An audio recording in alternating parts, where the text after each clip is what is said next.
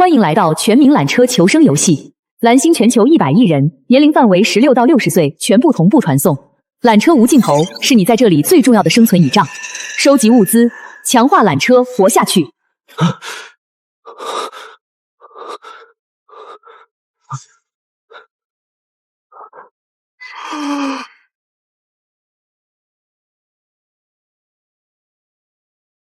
原来如此，全民求生游戏吗？轮车求生倒是少见。不管怎样，当务之急是搜寻物资。可缆车会一直跑，我怎么下去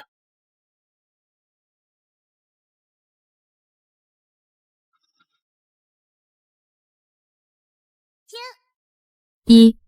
在缆车中未经你的许可，任何人无法进入。同时，缆车未破坏的情况下，任何生物都无法对你造成伤害。2. 在未对缆车进行任何操作时，自序状态不消耗任何能源，平均每小时5公里。3.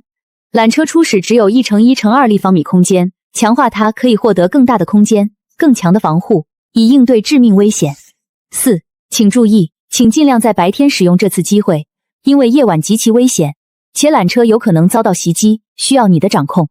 当然，如果你坚信你的缆车足够坚实，实力足够强大，也可忽略此条。5. 在这里，一切都已经数据化，你所见到的任何东西都可以进行强化。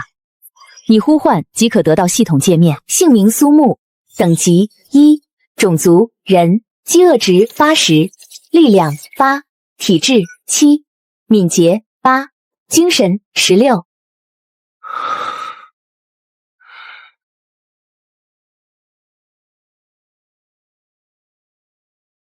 缆线编号88区域公告，沿途物资宝箱已分配，你可以随时选择降落。注意，请慎重选择你的降落点，这将影响你搜寻物资的概率。这就开始了。我去，真的穿越了！救命！我不想死，我要回家。每天降落搜集物资撤离。楼上别喊了，隔着10米一个缆车，你能看见谁？你们说，这游戏是要大家火拼吗？我这里挂着把军工铲，大家初始装备都一样吗？给的都是辅助类工具，感觉不像是要战斗啊。丛林法则懂不懂？谁要是动手杀人，临死前就把名字发出来。这聊天界面每个人头像和名字都标得清清楚楚，跑不掉的。对，现在只有相互合作才能活下去。我建议大家选择同一个地方降落，互相有个照应。我先打个头，我叫罗丽君，这是我的属性，我是体育老师，信得过我的可以组队，我们一起行动。13点力量，罗老师带带我。给的都是辅助工具，游戏没打算让我们互砍。如果是丛林法则，这模式太简单了，现代人最多是戒备，哪至于见面就下死手？必然有其他威胁，怪物。如果这里的怪物强度极高，提醒一下大家，按照我猜测，这游戏很可能存在怪物或者其他敌对生物，光敌方人没用。对，我也觉得肯定有怪物。等等，我刚才在下面看到了奇怪的身影。什么身影？有点像人，但绝对不是人。太快了，我也看到了，就在下方丛林里，一晃就过去了。所以更要组队了。罗老师，我跟你。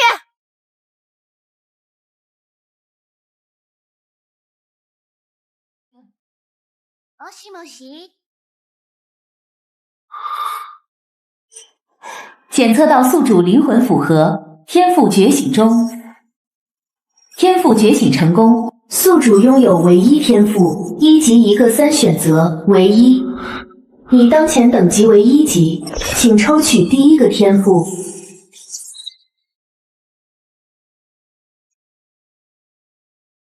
不能都要吗？这3个看着都挺有用。前期连资源都没有，拿什么打造？缩短时间屁用没有。我现在力量才8点，提升50%也就加4点，起不了决定性作用。这种100%加成后期才变态，前期远不如固定数值实在。而选项1，情报，怪物物资全是未知，每天一个情报，这优势在前期绝对是 bug 级别。选择成功，获得天赋每日情报，当前等级 LV1，效果每天随机获得一个情报，当前可使用次数1次，是否使用？使用成功。情报1，和平镇小卖部青铜宝箱无危险。情报2，警局后院白银宝箱有 LV3 生物徘徊。2条，20%的概率都能撞上，看来今天运气不错。20多公里外有城镇，兰特每小时5公里，4个多小时能到。碰3级怪物，纯粹找死。先拿青铜，拿不了就跑。缆车等级 LV1，获得天赋3选1。缆车等级也算。选项1：信息类，获得怪物图鉴，目光观测变异生物时，可获得更加详细的怪物属性面板，并自动记录，根据图鉴解锁进度，略微增加相应属性。选项2：你的任意攻击都将锁定怪物弱点。选项3：打造装备、建筑时，资源消耗减少10%。规则，这就是幸运带来的东西。建设类直接排除，减少消耗有用，但比起来不够看。选项1能看详细属性，提前判断怎么打，还能加属性，属于成长型能力。但是规则，我看过那么多小说，当然知道规则类能力有多变态。规则就是铁律，不讲道理不容反驳。弱点自动送上门，这能力越到后期越离谱。选项1说的更加详细，说明直接看也能看基础属性，看属性只为判断能不能打。找弱点，攻击自动锁定弱点，我还找什么弱点？不就相当于知道了吗？选择成功。应该要遇到怪物的时候才能体现出来吧？到时候试试。我刚刚觉醒了天赋，而且是觉醒而不是绑定系统，说明其他人也有可能觉醒天赋。看看有没有人分享这方面的信息。还没有加入队伍的尽快加入。3分钟后，我决定出发去收集物资。另外告诉你们一个消息，我刚才13点力量，现在觉醒了一个地级力量型天赋，增幅50%力量。觉醒天赋还能觉醒天赋，我去，没想到你也是。我是1级天赋，增加220速度。凭什么我没有？罗大佬，你这么快要下去，求带！今天没吃早饭，饥饿值已经开始掉了。萝莉君这积极性有点过高了。正常觉醒天赋的人，第一反应难道不是藏着掖着？这人要么是愣头青一根筋，要么就是野心大，想利用前期空档拉队伍建势力。不过不管怎样，他倒是给我省事。通过这些讨论，我确定了几件事：第一，觉醒天赋确实不是专属，有一定比例的人触发了觉醒。第二，根据目前频道的议论，觉醒比例大概在5%左右，当然实际可能更高，因为肯定有很多人像我一样选择隐藏。第三，我的天赋和别人不一样。我每级的3选1虽然没有等级标注，但可以跟这些人的天赋横向对比。比如第一次3选1的50%力量加成，对应的就是地级天赋。那么建筑类的缩短10%时间，我见聊天里有人说5%的缩减就是 D 级，10%应该能到 C 级。至于第一次的选项1情报，如果要捧级，绝对是 S 级以上。也就是说，我的天赋机制跟这些人完全不同。别人一辈子就一个天赋，我每升1级，个人和缆车各选1次。随着等级提升，我和普通人的差距会越拉越大。但区域1000人目前最高才 D 级，肯定有人藏手。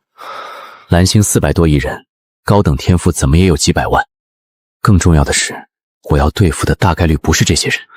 天赋越高，反而说明这个世界的危险程度越恐怖。否则叫什么求生？大佬，下面到底是什么情况？求直播，求分享。罗哥，活着回来。公告：缆线886区域，玩家萝莉君已被 LV1 变异生物击杀。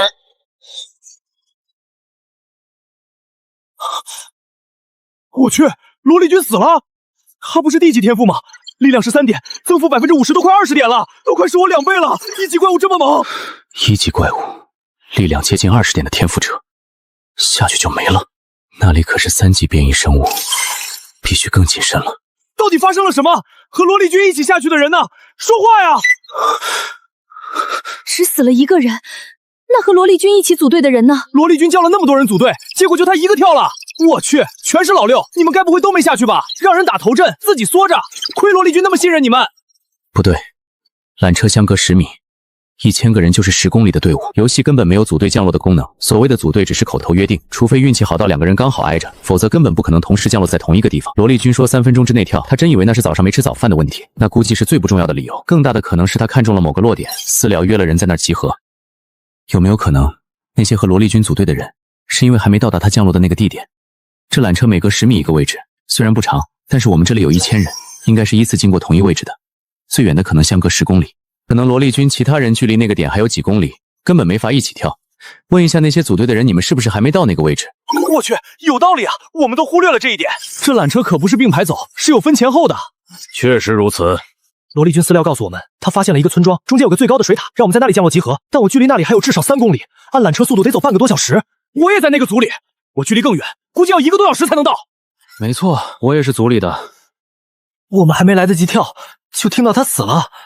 我们这边确实能看到一个城镇，不过我先说好，我没和他组队。我们这里倒是一片荒凉，看来确实是相隔非常远。每个人看到的场景都不一样。看来这游戏是真的危险，必须组队才行。按照游戏规则，选择适合的落点很重要。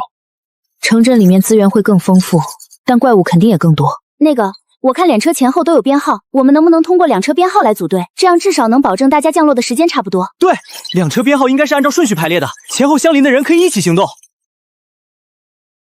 外面有怪物虎视眈眈，大家一致对外才是最优解。如果内部先乱起来，防边怪物还得防备自己人，那生存难度直接从噩梦级飙到地狱级。谁他妈想给自家难度啊？几句话就能把新人拉回来，这买卖划算的很。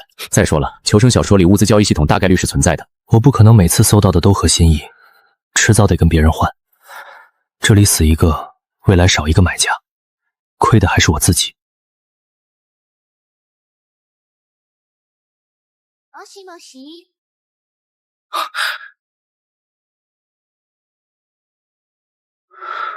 那东西没有躲在丛林里，而是在村子空地上活动，一眼就能辨认出来。速度比正常人快一点，一个人遇上可能会有危险，但如果是几个人配合，应该能对付。不过能不招惹尽量不招惹。终于弄清了那种绿色怪物的身份，哥布林，力量接近普通人的3倍，其他属性也差不多是2倍，而且这玩意儿属于群居生物。不过好在这里附近哥布林的数量并不是太多，一般遇上是在2到3个。更多时候遇到的是一个落单的。哥布林虽然数据很高，但想要击杀倒也有机会，因为系统初始给的辅助工具，比如斧头、锄头这些，攻击在对方身上可以造成大量伤害。已经有队伍杀过哥布林，而且杀死后能爆出些生活物资，不过似乎没有爆出其他特别的东西。当然，频道中击杀哥布林并且说出来的人不多，也有可能有人隐瞒了爆出的物品。这些人也反馈在野外获取的资源比较少，大多都是在树林密集的地方获得的野果，运气好的能捡到宝箱，不过都是以灰色宝箱为主，开出来的大多都一些罐头、矿泉水之类的基础物资。当然，这些数据或许不全面，也有可能一些人开出好东西没有说出来。至少明白了一点。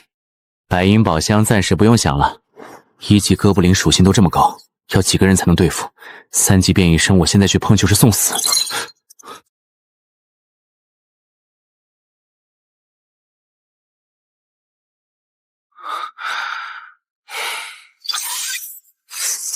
当前可降落次数1，是否消耗次数降落？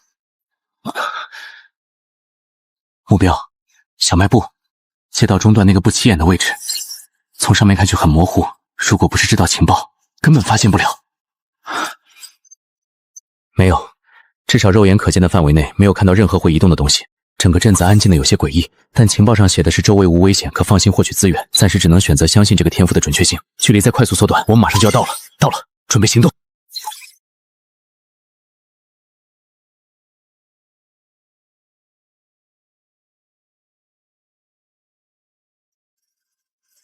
和平镇，我来了。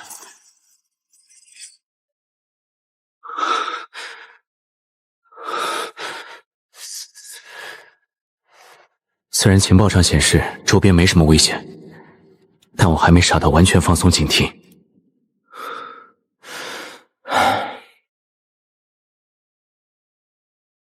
获得简易防弹背心，品级2级护甲，护甲值加15。上半身受到1级生物攻击减伤75%，2级生物减伤50%，3级及以上依次递减，对5级或以上生物无效。这不是什么好消息，倒不是因为这护甲对高品质怪物作用不大，而是意味着同等级中更高品质的生物战力绝对超模，和普通生物的差距会非常大。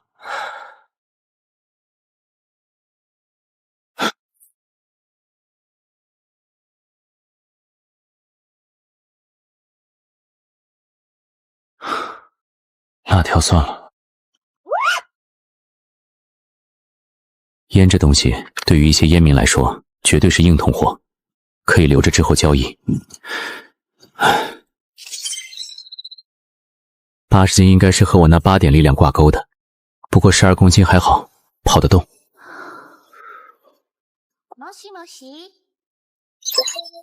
当前可降落次数0。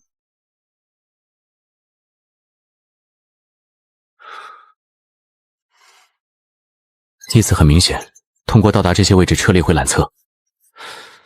走右边，左边有等级3的怪，不能去。我有挂，一步一个脚印最稳妥。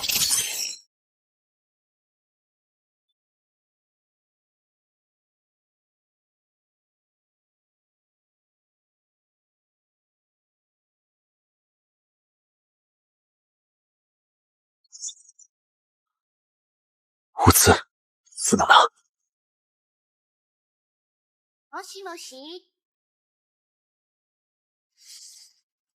可能是其他人降落到了附近，不过不管是不是，我都不打算去看。撤退点竟然在顶层，没办法，只能向里探索了。第一层是卷帘门，不过门是打开的，倒不用发出很大的声音。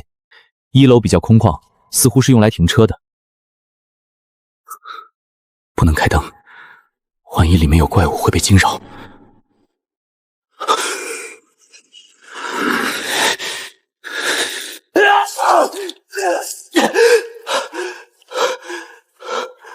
击杀等级1，老年胳膊，经验值+1。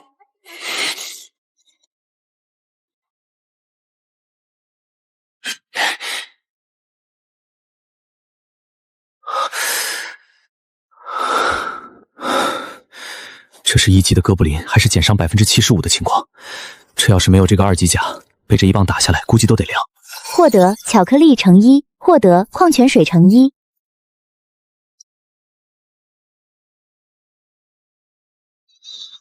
还有怪物！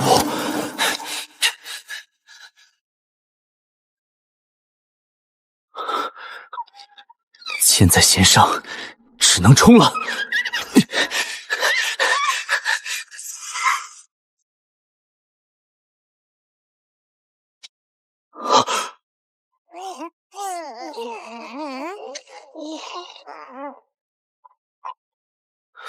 这玩意儿居然在这儿筑巢了！发现未知生物，是否标记？果然，1级和1级也是有区别的。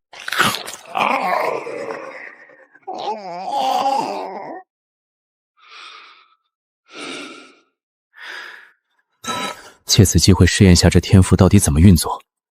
刚才和老哥布林战斗，肾上腺素暴涨，没注意。之前泰安根本没看清效果，现在正好验证一下。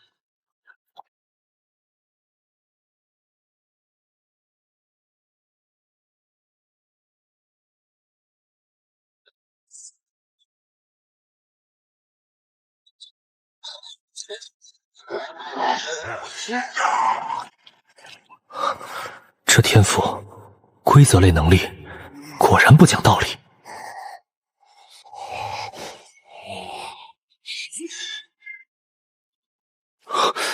这竟然还带玉盘的，这规则的力量真不讲道理。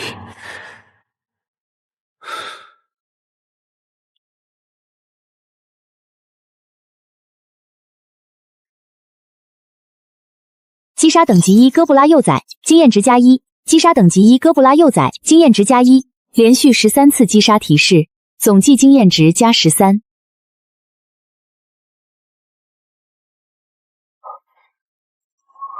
获得万能2级卵车升级图纸，万能2级两车升级图纸。所需材料：铁锭若干，高强度玻璃精华若干。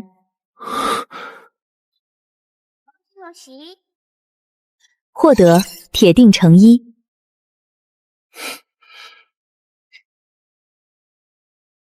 获得高强度玻璃精华乘1。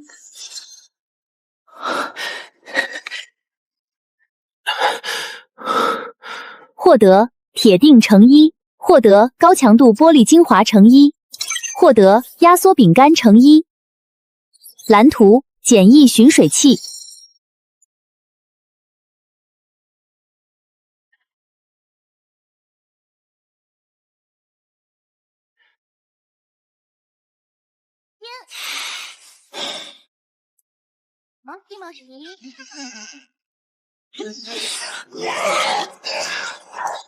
经验值+1，经验值+1，经验值+1，获得高强度玻璃精华乘1。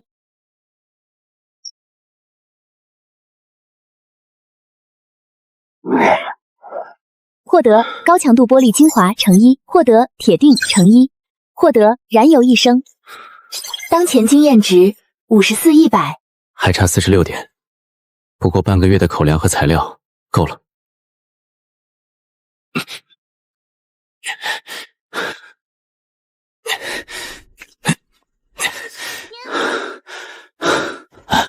好在撤离点就在4楼楼顶，拖着距离并不远，虽然重一点，咬牙坚持一下还是能到的。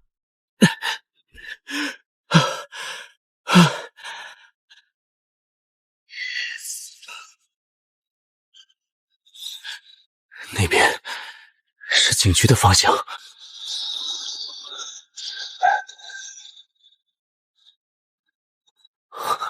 那是牛头人，第一次见这种生物。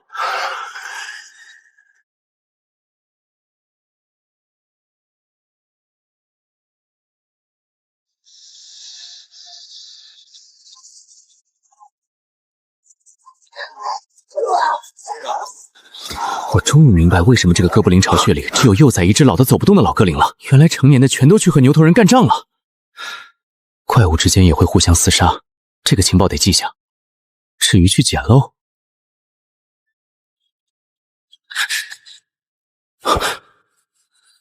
那是白银宝箱，那是白银宝箱。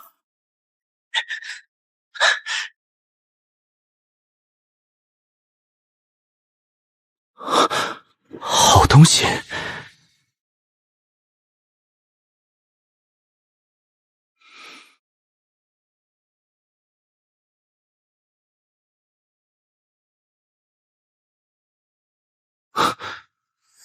不能细看，这里可是怪物老巢。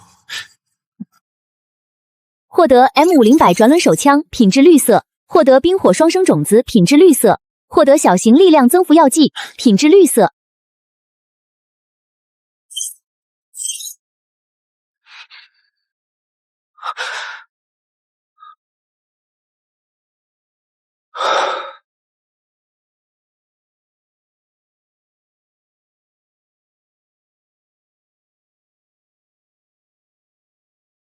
首先是缆车升级相关，万能2级缆车升级图纸乘1，铁锭乘11，高强度玻璃精华乘8，然后是生活物资，巧克力。这些物资省着点吃，足够我10来天的生活了。唯一的问题就是空间太小了，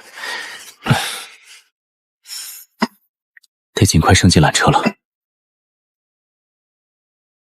M500转轮手枪，品质绿色，等级3级，类型远程武器，基础火力值22，弹容量5发，当前子弹7发，含已装片，射速单动式，约 0.3秒每发，后坐力大。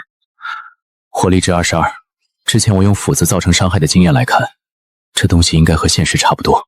比如体质很高的哥布林，被一斧子下去也扛不住，尤其是命中弱点直接毙命。枪械只要一击命中弱点，应该也是秒杀。不过还得装备上去看看有没有更详细的数据。装备详细信息。手持武器等级3，品质绿色。备注：该武器为品质1级装备，攻击时低品质有额外伤害加成，对高等级生物效果递减。装备分等级和品阶，两者越高造成的伤害增幅越高。简单讲，我现在的手枪对付等级3的绿色品怪属于实力相当，对付低于3级或低于精英级的怪物就有增伤。当然，怪物高于3级但低于精英级，或者低于3级高于精英级，这里面应该也有一个算法，只是目前我不清楚。不过即便如此，这枪的强大毋庸置疑，至少目前绝对够用了。唯一可惜的是自己目前只有7发子弹，也没有获取子弹的途径，只能等会儿在频道上看一看有没有相关线索。冰火双生棉种子，品质绿色，类型特殊植物种子，制作恒温衣。恒温衣效果15天，生长条件需种植在1立方的土壤中，每日浇水1次，保持光照。备注：该植物对环境要求较高，若照料不当可能枯萎。这东西的实用性获得毋庸置疑，如果后期遇到极寒或极热环境，价值不可估量。但问题是怎么种？每天浇水保持光照，这都好说。领车4面玻璃，白天阳光充足，浇水也可以用矿泉水。麻烦的是土壤，我这缆车现在别说1立方米土壤了，连个花盆都没处放。土壤运上来起码费掉2次降落机会，1立方米的土可不轻，暂时用不上，但得留着，等以后缆车升级空间大了再考虑。小型力量增词药剂，品质绿色，类型消耗品，效果服用后就有增加10点力量。负重攻击力，甚至近身肉搏时的压制力，全都和力量挂钩。自己原本才8点力量，这瓶药剂直接加10点。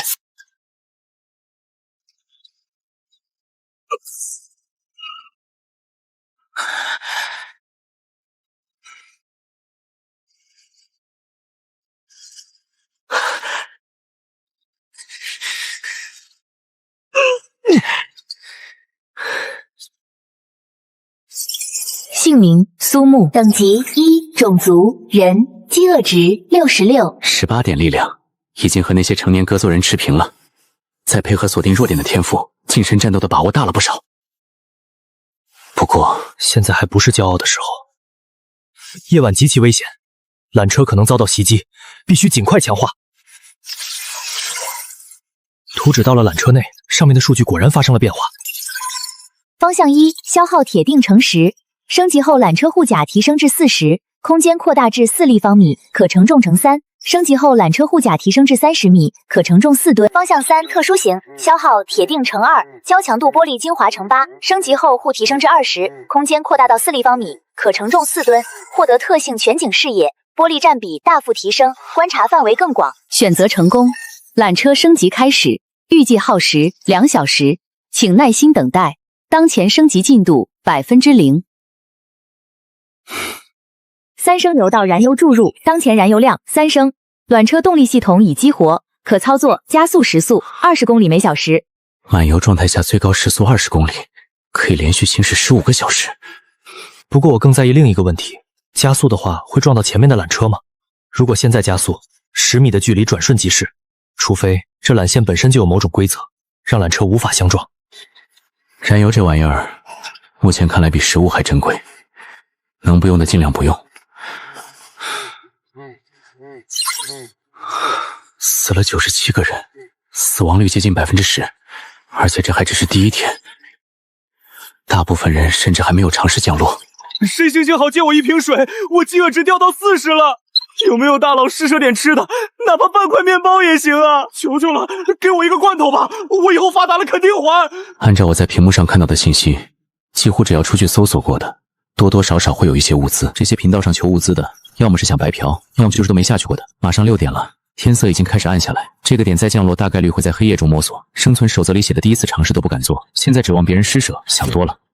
我早就想清楚了，自己不是什么大义凛然之人。物资这么紧缺，我不可能施舍给这些人。在这求生游戏里，心软往往死得最快。不过抛开这些求施舍的，倒也有一些正经交易。这些以野果为主的交易，暂时不需要，我有足够的食物储备，没必要用主食换水果。铁锭乘1，换5瓶矿泉水或5份食物；高强度玻璃精华乘1，换6份食物，不讲价。5份食物换1块铁锭。按我今天的收获，杀一只哥布利幼崽掉到盒子里，运气好能开出铁锭或玻璃，但概率也就1/3左右。同时还会掉食物和水。5份食物换1块铁锭，其实不算太劳谱，但我现在不缺材料，谁知道以后需要什么？万一降落到怪物堆里，能活着回来就不错了。思来想去，暂时不换。这些食物即便交易，也需要更有用的物资。用食物兑换图纸，借食物骂冷血，对此一概无视。但找我换图纸的，却一个也没有。不知道是图纸难出，还是都不愿交易。获取图纸要么杀怪，要么开宝箱。有这能力自然不缺食物。或许第一天组队搜物资并没有那么困难，对此我也无法强求。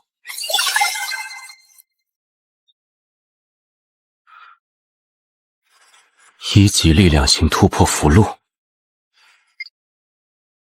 1级力量型突破符箓，品质白色，类型消耗品，效果当等级1经验值达到100%时，使用后可突破至等级2，并强制将升级后获得的属性点方向偏向力量系。1级升到2级还需要这东西，这也太坑了。我原本以为经验值攒够就能自动升级，现在看来远没有那么简单。而且杀怪掉落的盒子里，我只开出过食物、水、铁锭、玻璃精华这些基础物资，从来没见过这种符箓。这玩意儿的爆率应该很低。不过看描述，这东西关系到升级后属性的方向，偏向力量系。没有这张符箓，升级后的属性成长方向就是随机的，而有了这张符箓，至少能保证方向可控。必须拿下。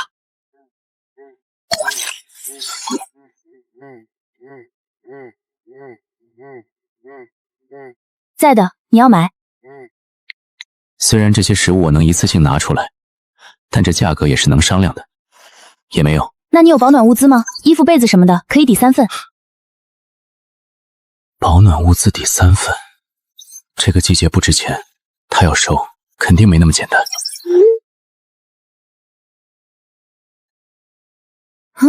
你这砍价砍的也太狠了吧！加上水和面包也就11份。前期大家都难嘛，食物在前期实在太重要了。你知道食物重要，为什么还愿意换？你难道快升级了？怎么可能？我现在遇到怪跑都来不及，就是只觉得东西以后肯定用得上，先囤着呗，免得真到升级的时候卡住。行吧，再加一份食物就成交。这价格明显不合理了。前期食物和其他资源如此重要，他竟然愿意拿来换保暖物资，除非他知道今晚会很冷，而且不是一般的冷。这种信息差，问了对方也不会说。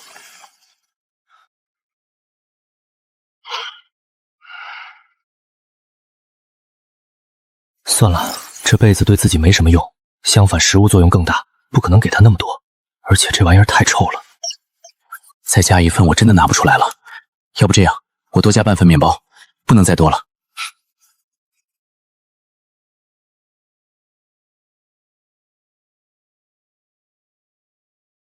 一级力量型突破符箓，品质白色，类型消效果。当等级1经验值达到100时，使用后可突破至等级2，并强制将升级后获得的属性点方向偏向力量系。你这被子哪儿弄的？天哪，这也太臭了！你是从茅厕里捞出来的吗？啊！回话！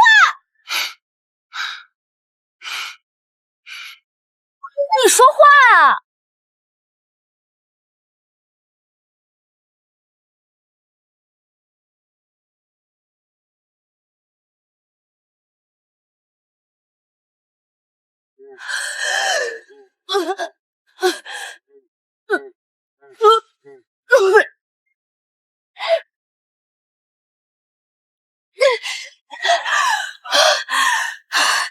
这个混蛋！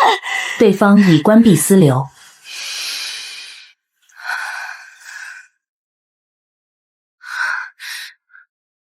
算了，看在一会儿能卖高价的份上，不跟你计较。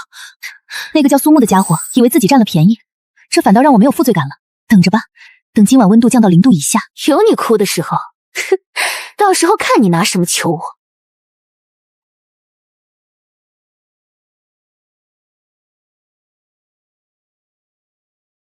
除了图纸和特殊物品外，我暂时不会交易任何东西。至于那些连第一次降落都不敢尝试的人，我不是圣人，也没义务去救这些人。这才是正常的求生者心态，闷声发大财，绝不多嘴。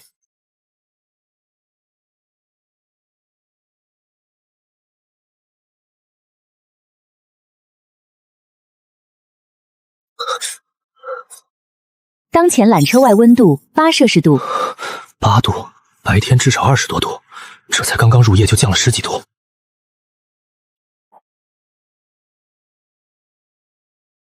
我操，好冷！这才几点？至少零下了吧？有没有人知道这鬼天气怎么回事？白天还20多度，晚上直接零下！救命！我没有厚衣服，要冻死了。10份，我刚才用3份保暖物资抵了9份食物，再加上1瓶水和2份面包，换到了淡雾符箓。而现在林雨薇一转手，这倒手赚了双倍不止。他肯定提前知道今晚降温，凭什么知道的？感知天气的天赋？不对，可能性不大。怎么拿到那张突破符箓的？我杀了几十只怪物，一个都没爆出来。这玩意儿的爆率绝对低得可怜，要么得开好点的宝箱，要么得杀更强的怪物。一个只能感知天气的人有这个实力，除非他还有队友，或者运气逆天开了个好宝箱。算了，不再猜了，猜也猜不到。就像我的天赋也不可能告诉别人一样。不过林雨薇这个人不简单，有脑子有信息还敢操作，以后遇上得留个心眼。至于记恨，那倒没有，交易是你情我愿，各取所需。真要论起来，我还得谢谢对方。要不是他急需保暖物资，我也换不到这好东西。至于现在去搞保暖物资，缆车升级进度87%。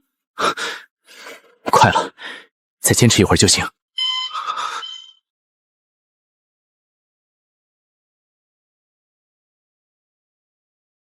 太冷了，我感觉我要死了。有没有人救救我？我不想死。不知道白天就下去了，也比冻死强啊。 10份食物或1份图纸，其他一概不换，不议价。我用铁钉换，求求你了！我有玻璃精华，能换吗？求求你行行好吧，我真的快冻死了。够狠，够果断，在这种环境下，心软的人活不长。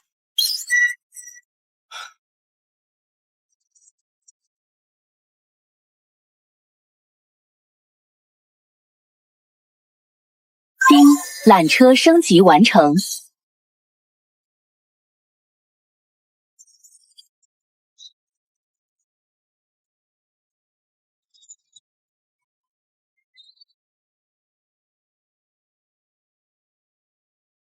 缆车升级至等级2，当前护甲40，当前空间4立方米，当前可承重4吨。获得特性冬暖夏凉，缆车内温度自动调节至人体舒适区间。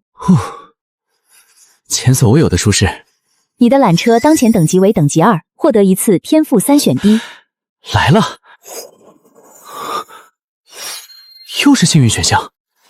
选项1，侦查他人信息时可检测出对方的天赋。选项2，个人类，你的任意攻击命中后将额外触发一次攻击。选项3，建设类，建造或打造装备时有1%概率发生异变。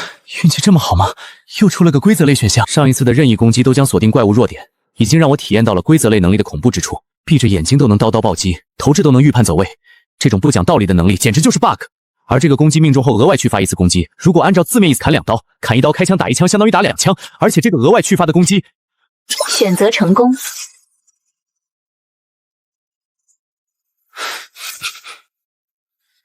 看来需要真正攻击到目标才能触发。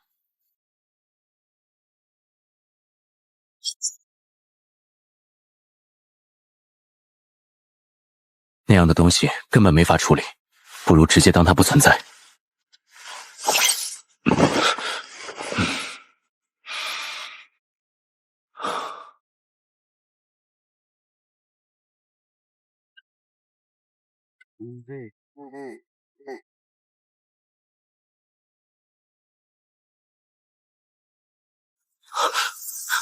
哪里是雨声？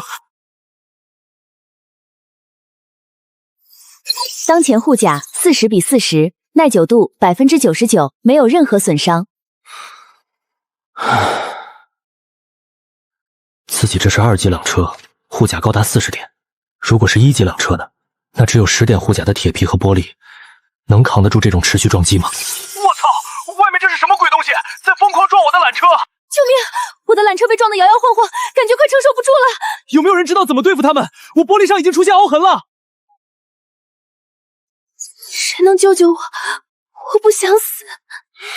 我的玻璃已经有裂纹了，有没有人有什么办法？短短几个小时就死了近100人，是因为寒冷、怪物攻击，还是有人坚持不住在半夜选择了降落？但无论哪种，都说明这个世界的残酷远超想象。这日子没法活了，又冷又危险，想放还不知道打谁。太绝望了！若没升到2级，现在在生死边缘挣扎的，也会有我一个。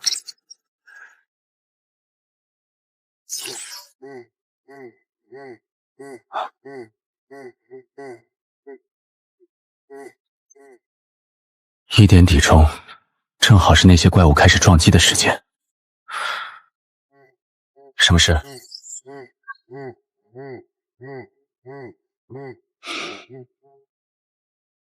说正事。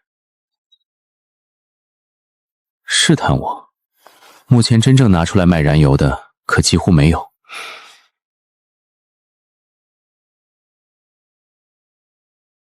食物我不缺，不换。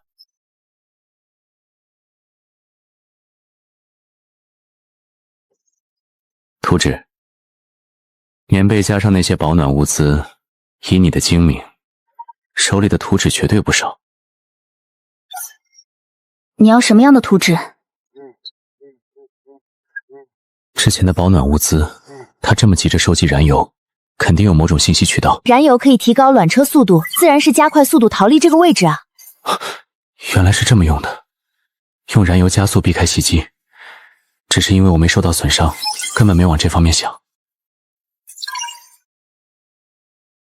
难道频道里说的那个升级到2级缆车的人是你？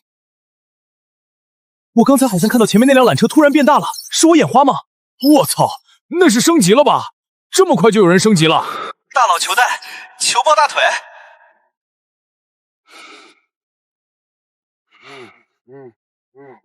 这是我手里全部的图纸了，你看看要哪个？总共5张。滚轮图纸品质白色，制作普通轮车滚轮；捕兽夹图纸品质白色，制作普甲野等级1。种植台图纸品质白色，制作种植台，铁定材料，木材乘5，占地面积1平方米，可采集常规花草、提高采植白色及以上品质技能等级。分解技能书，学习后获得技能分解，可分解常规物品。一桶燃油换这5张。你疯了吧？一桶燃油想换5张图纸，最多1张。4张。你这是趁火打劫，最多1张。如果你有2桶油，我可以给你3张，这是底线了。实在不行，你换不换？这人果然不简单，第一天弄到的东西感觉比我都多。2桶油换3张，估计也是极限了。如果用它捕捉那些撞击流车的怪物，能不能获取经验？如果可以的话，说不定今天晚上就能将等级升到2级，这个自然要换。其次，采集技能，要是遇到白色品质的物资，自己没有技能采不了，那就太浪费了。分解更是不错，可以将铁锭这类材料的概率抬量，而且以这怪物的强度，正常人谁能像他这样杀怪？但分解就不同，比如找到普通住宅的玻璃窗，分解就能获得玻璃精华；找到汽车铁门之类的东西，分解就能获得铁锭。这是大量获取材料的途径。暂时不急，自己原本缆车的回轮耐久还是满的，现在也不用慌，种植台同样用不上，手上没有种子，而且获取土壤也很麻烦。你还挺会选。既然你拿出来，应该不会是你全部的家当，身上应该还有更好的东西，亦或者这些东西有的作用不大。你也别试探我了，我也不互相试探你。和平交易，成交。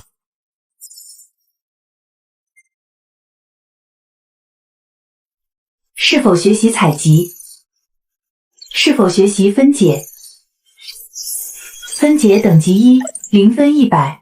这2个技能是可以升级的，应该就像其他游戏一样，只要采集的足够多，经验到了就能升级。不过我最担心的是，这东西到后面升级，不会也需要突破卷轴之类的东西吧？但眼下不是想这些的时候。捕兽夹图纸品质白色，制作捕兽夹需要铁锭乘1，诱捕变境生物，也可在地面放置，取决于捕捉目标的等级品质。只能做1个。不过想想这是图纸，也就了然了。而且当自己拥有制作台之后，可以直接掌握制作方案，不用再学第2遍，倒也还行。当然，我更注意的是，这里又多出一个相做台。滚轮图纸品质白色，制作的乱车滚轮需要铁锭乘2，提升乱车行驶稳定性。这东西以后肯定用得上，但眼下最重要的是，是否制作捕兽夹？等级1，消耗铁锭乘1。确认。捕兽夹等级1，品质白色，类型陷阱，捕捉范围无法挣脱，对等级1变异生物1%，等级2变异生物50%，等级399%，当前状态更未放置，耐久度30分30。是否放置捕兽夹？确认。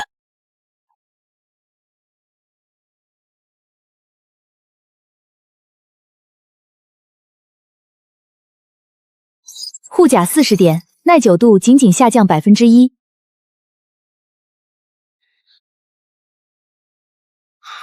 当前捕兽夹空置中。这东西能不能捉到猎物，纯粹看运气。监测时长10分钟。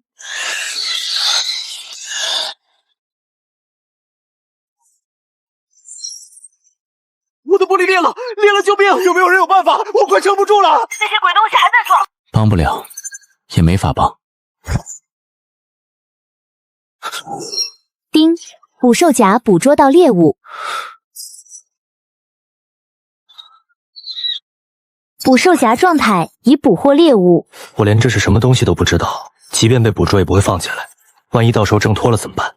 而且谁说得准这玩意儿有没有什么特殊能力？等他死了再说。丁，击杀等级1鬼物，经验值+1。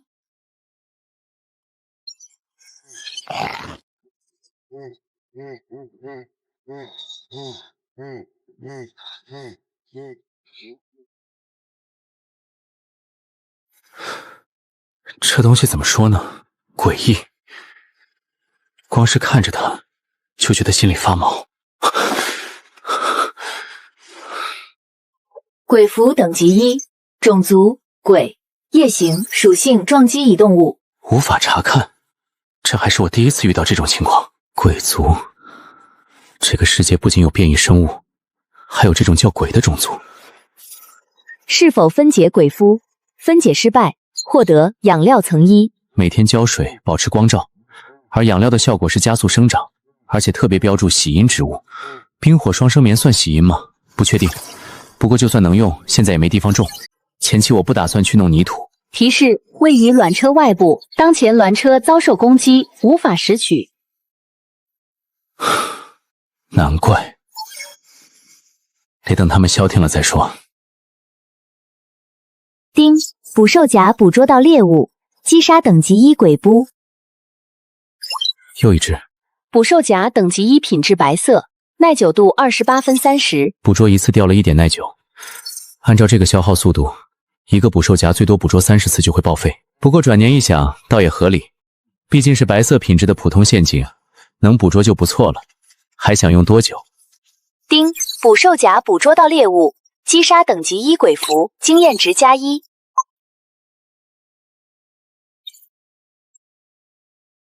还剩14点耐久，击杀数量16只，16点经验到手。可惜的是，16只才掉了4个盒子，这爆率虽然不多，但这确实是个信号。一直被撞下去，耐久早晚被磨光，必须尽快提升卵车等级。要一个一个点，有些麻烦。获得鬼晶乘1。获得鬼晶乘1。鬼晶和白天击杀歌舞灵获得的东西完全不一样。白天掉实用物资，晚上掉鬼族材料，没水没食物，这是2个不同的体系。获得制作台图纸，品质白色。制作台，正愁捕兽夹没法做，这就爆出来了。制作台图纸品定白色，制作台等级1。所需材料天乘3，高强度玻璃精华乘1，鬼晶乘2，木材乘5。木材这东西，白天杀哥布林没爆过，晚上杀鬼夫也没爆。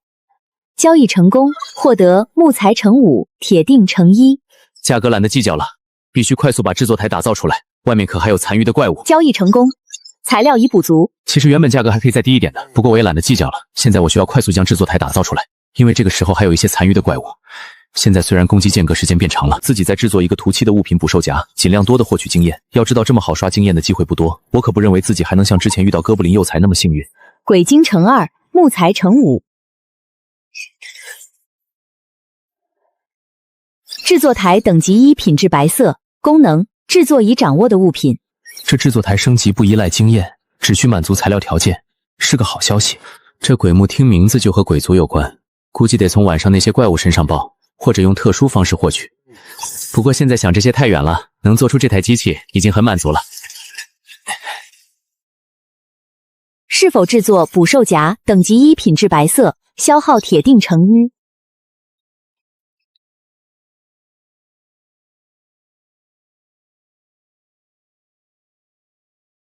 分解失败，获得养料乘1，分解经验+1。分解失败，获得养料乘1，分解经验+1。分解失败也能获得养料和经验，这已经很不错了。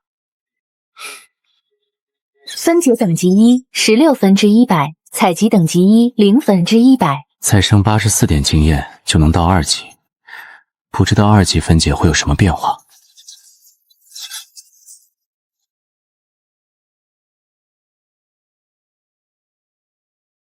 捕兽夹1触发中，捕兽夹2触发中。丁，捕兽夹捕捉到猎物。丁，捕兽夹捕捉到猎物。这是最后冲刺。捕兽夹1，捕捉等级1鬼符，挣脱概率1%，挣脱失败，击杀中。丁，击杀等级1鬼符，经验值+1。丁，击杀等级1鬼符，经验值+1。经验值91比100。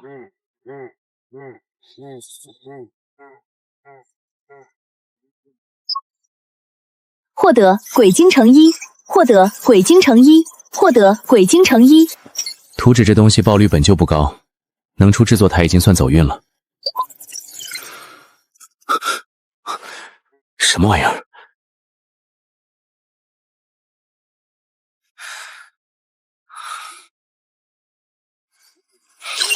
当前护甲40%，耐有度98%。还好，之前那一波密集撞击，1个小时才磨掉1%的耐久，这2下重击并没有造成额外损伤。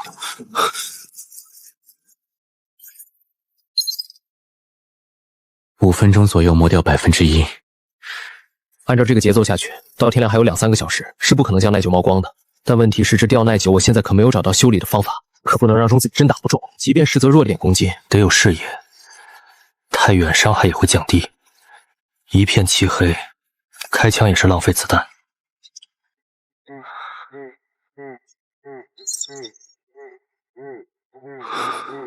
算了，就当是被蚊子叮了几口，等天亮再说。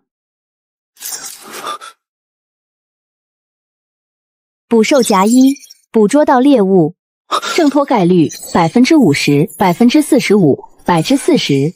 静音鬼符，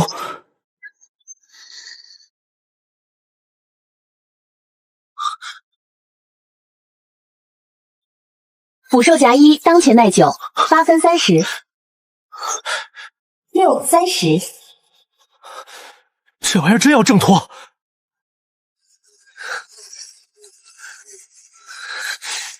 让你扒鸡老子半天！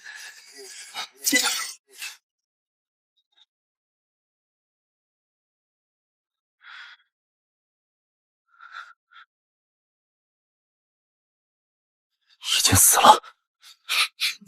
让你扒鸡，让你撞，让你磨我耐久！击杀精英鬼符，等级1，品质绿色，经验值加10。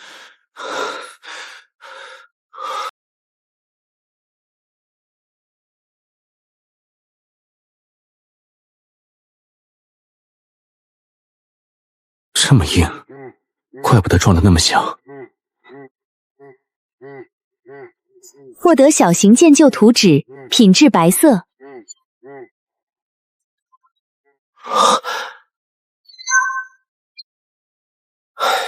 系统没给木剑图纸，得自己找。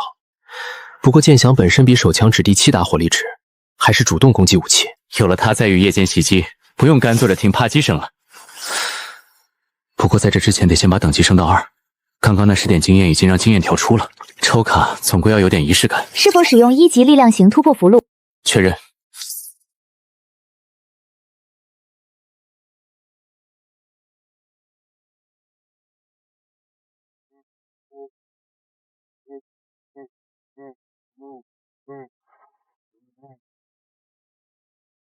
姓名苏木，等级2，灵灵200，种族人，饥饿值75，力量26，体质8，敏捷8，精神17。总共增加10点属性，8点加在力量上。突破符箓偏向力量系，比例固定还是随机？以后再看。10点提升，配合弱点锁定天赋，再遇哥布林，一斧头就能送走。你当前等级为等级2，获得一次个人天赋3选1。又是幸运选项。规则类能力的价值已经在锁定弱点上体会得淋漓尽致，不讲道理，不容反驳。选择成功。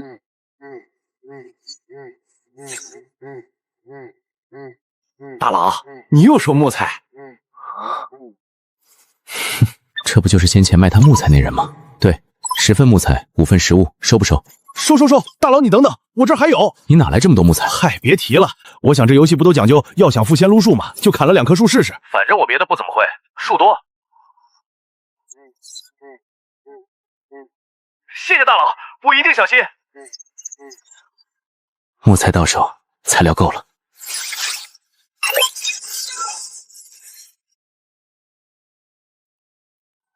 装上了，可惜没剑，大量木头自己不可能去砍，向陈军收购倒是个办法，但关键是木剑图纸。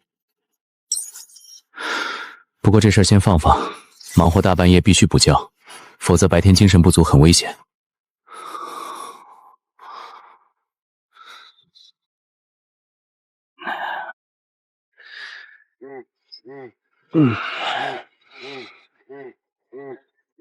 睡了4个多小时，我记得睡前是903人，后半夜那波鬼蝠袭击加低温，本要死100-200人，怎么就死了11个人？精英鬼蝠出现确实蹊跷，普通鬼蝠到处都有，但精英总该有个理由，或许是缆车升级吸引了他们，想不通，也懒得深究。今天频道里氛围明显变了，昨天还在恐慌迷茫观望，今天已经开始积极组织起来。周大哥，你组织一下呗，我们听你指挥。大家听我说，今天必须下去搜集物资，否则晚上更难熬。尽量和前后相邻的人组队，降落地点打不过就跑。愿意跟我组队的报编号和位置。个人有个人的情况，不强求，活着回来最重要。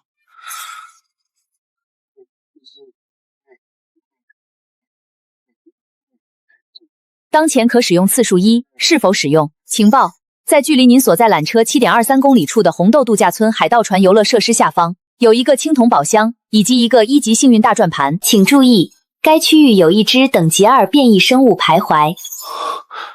2级怪物，普通货色瓶现在的属性肯定能拿下，但要是绿色精英，这把枪打2级怪有伤害加成。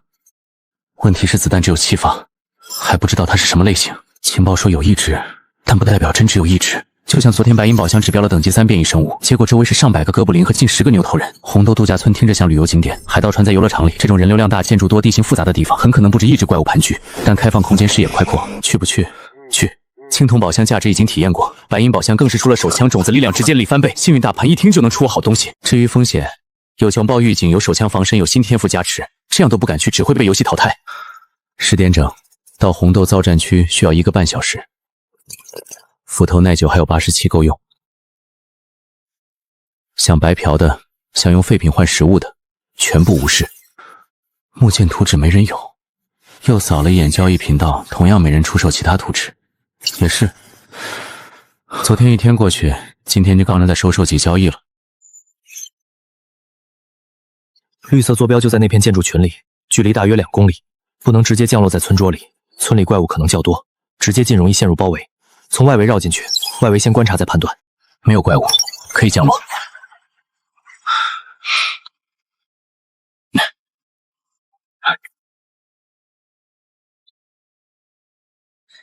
空地还算开阔，确认安全。先看地图，确定撤退点。必须往前方走，具体选哪个只能视情况而定。有股异样的焦糊味儿，这痕迹像是有什么东西被瞬间吞噬殆尽了。这不像普通野兽干的，至少体型不小。空气中还有灰雾颗粒没散干净，是鬼系的。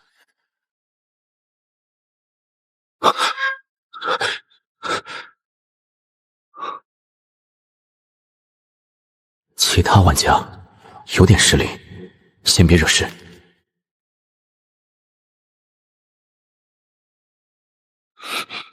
不是人。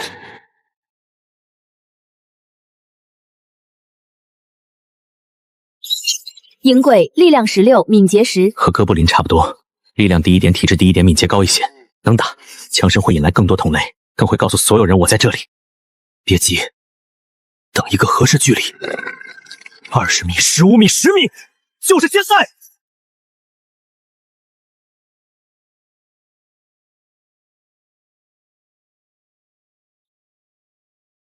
额外攻击，原来攻击后额外触发1次，而且特效也会继承。以后在斧头上抹汽油点火，扔出去就是2把火斧，持续伤害翻倍。击杀等级1影葵，经验值加0.1。升到2级后，杀低级怪经验缩了10倍。之前杀1级哥布林幼孩每只给1点，看来必须去猎杀同等级怪物才能正常升级。获得矿泉水乘1，红薯乘1，分解失败；获得灰烬残渣乘1，分解经验加1。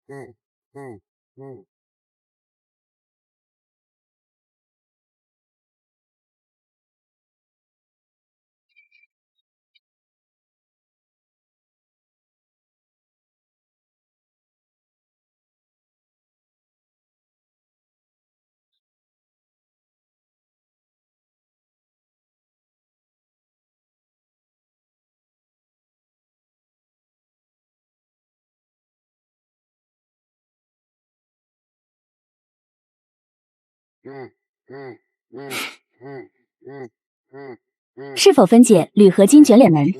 分解需耗时3钟，期间不可移动。分解后真的可以用材料，获得铝合金成衣。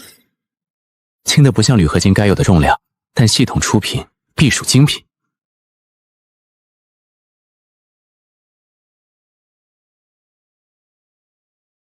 获得铁锭成衣、面包成衣。虽然只是常规物资，但不战斗就拿收益的感觉不错。以后遇到锁着的门或障碍，再也不用暴力破拆或找钥匙了。3分钟无声分解完事儿，这技能真香。目标越来越近了，一扇卷帘门就分解出这么点东西，1斤多重。懒得计较，反正这游戏里的分解是按可提取材料算，又不是按实际重量。轿车分解要6小时，算了，跳过。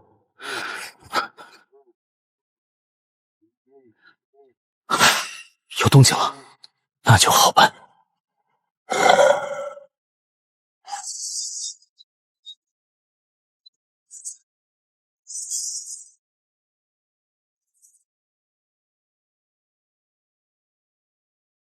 击杀等级1隐魁，经验值加0.1。又是0.1，蚊子腿也是肉。获得矿泉水成衣、铁锭成衣。还行。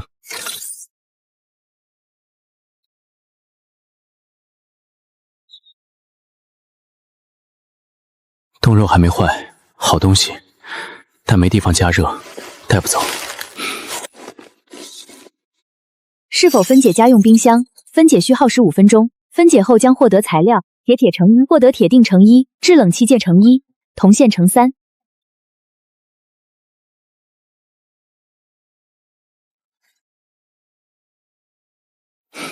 密码，直接分解吧。损坏，分解将获得材料：骁龙芯片成衣、电池块成衣、摄像头模组成衣、扬声器成衣、铝合金成若干。获得骁龙芯片成衣、电池块成衣、摄像头机器成衣、扬声器成衣、铝合金成衣。这些东西以后有什么用？不过既然能分解出来，就肯定用得上，先收着。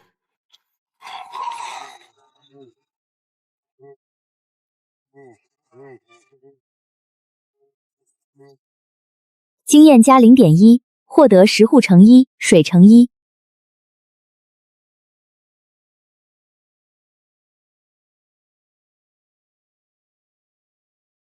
获得矿泉水成衣、铁锭成2。就这，没图纸，没特殊物品，没装备。不过灰色宝箱本就低级的，能开出铁锭已经不变态。要不是有情报指引，要不根本不可能在第1天就找到青铜宝箱和白银宝箱。情报永远是最值钱的东西。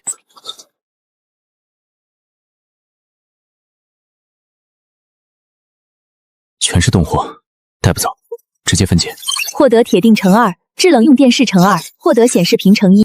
立式空调分解，获得铁锭成2，制冷零件成1，电机成1，硬盘成1，电源成1，铝合金成2。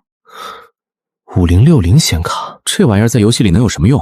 难道以后缆车上还能打游戏不成？算了，能分解出来的东西肯定有它的用处。分解，获得 A17 Pro 芯片成1，电池块成1，摄像头模组成1，扬声器成1，钛合金成1。手电筒白天没用，但到了晚上那种伸手不见五指的浓雾里，绝对是神器。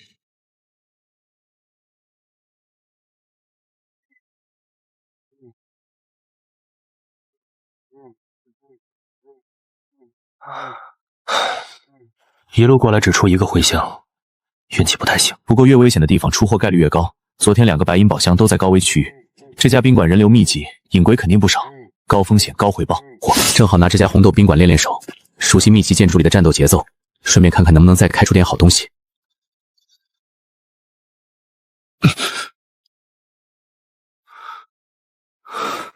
之前搜民居都是直接分解门，动静虽小，但也有声音。这里30多间房，拆门太浪费时间。不过转念一想，其他民房没钥匙，这是旅馆，前台怎么会没有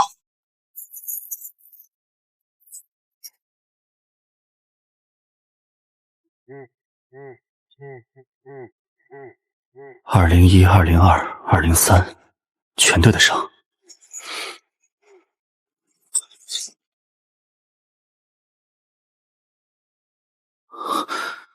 有东西。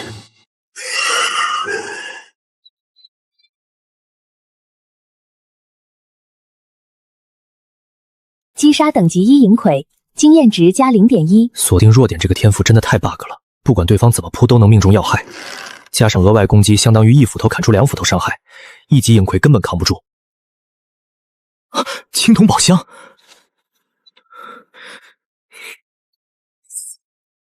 获得驱雾灯，白色，类型领车内置挂件，建造后可驱散缆车内的黑暗，并在夜晚中照亮周围10米状况。所需材料虽然只有10米，但比昨晚什么都看不见强太多了，这让我的枪械在夜晚终于有了用武之地。收着。获得战术胸挂，白色，类型装备护甲值+3，重量0.8千克，效果装备后提供微弱物理防护。3个口袋太实用了，战斗中从胸挂里掏和从背包里翻完全是2个概念。耐久度50×50。口袋大小适中，正好能塞进手枪、弹药和一些小件，确实比从腰侧拔快了不少。穿在防弹背心外，2层防护，开门红。香皂和洗发水小量收进背包，这些东西虽然不顶饿，但以后肯定用得上。果然，这种地方才是物资集中地。分解30秒，获得钨丝成衣，经验0.1，获得物品铁锭、玻璃精华、燃油。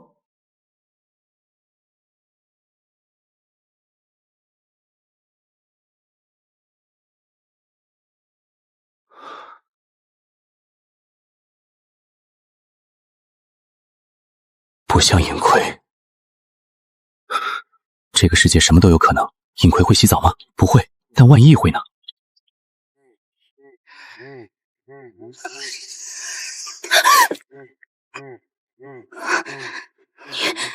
你干什么？人类？你见过尹逵会说话吗？混蛋！那就是误会了。我没有将后背留给其他人的习惯。要看就看吧，不过如果你敢对老娘做什么，老娘死也会拖上你的，别不信。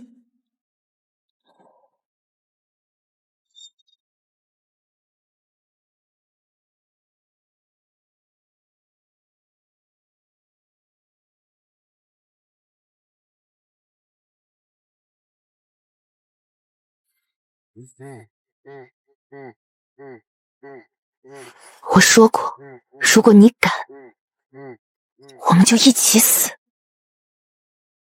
你手榴弹的保险都没拉。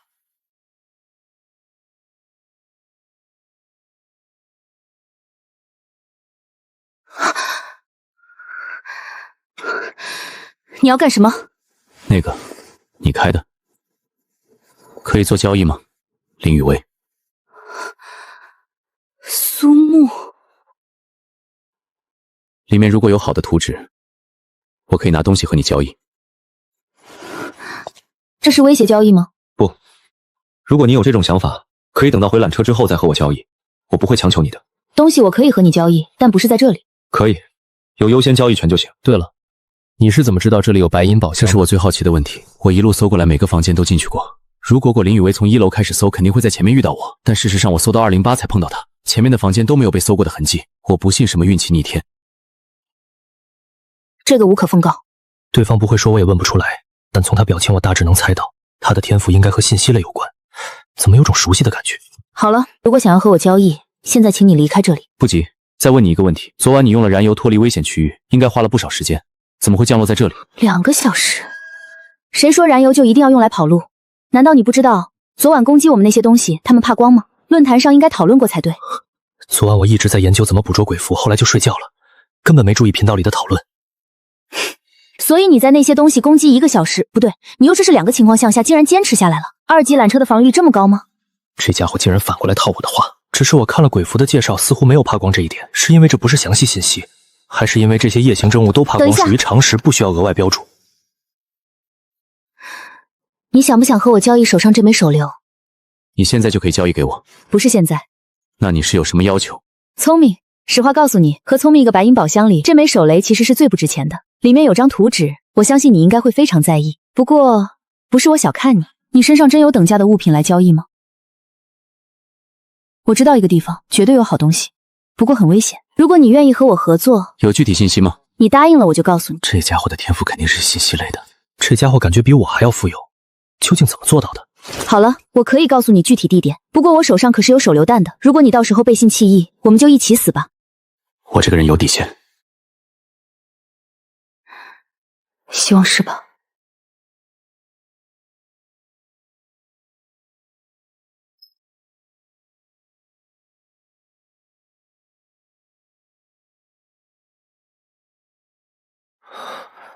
光视野范围内的就不下200只。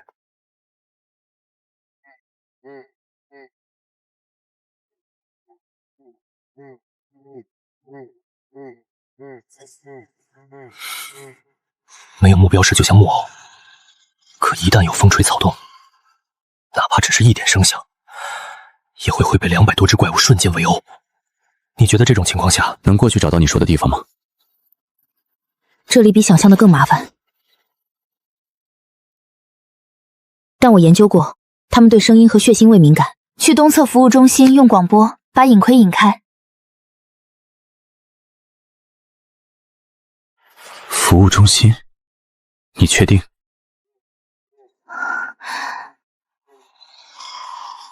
那第二种方法呢？第二种更麻烦，用血腥味吸引，一次只能引一小部分。这里分布太散，一个个引太费时间，而且我们也没有能制造血腥味的东西，总不能现场杀个人吧？所以目前能用的只有第一种方法。既然你说按贡献分战利品，我出情报自然要占一份，但你也得有等价的贡献，否则可能什么都分不到。想要抵消我这个情报的价值，吸引影葵的任务你能做到吗？如果能，我给你5-5开。太危险了，和你5-5开，我觉得不划算。最多给你算，比我多1成。而且你要知道，即便能将大部分影葵引到指定位置，也不是没有后续麻烦。那个2级变异生物不一定能被声音吸引走，我们还是要面对它。那就说定了，分配我6你4。不过那地方到底在哪儿？总不能凭你一面之词去冒险。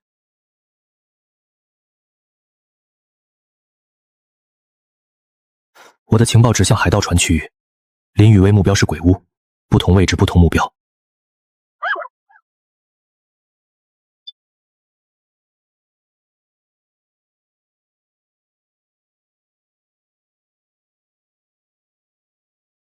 你这是在干什么？会爬树吗？不会，但……算了，无所谓了。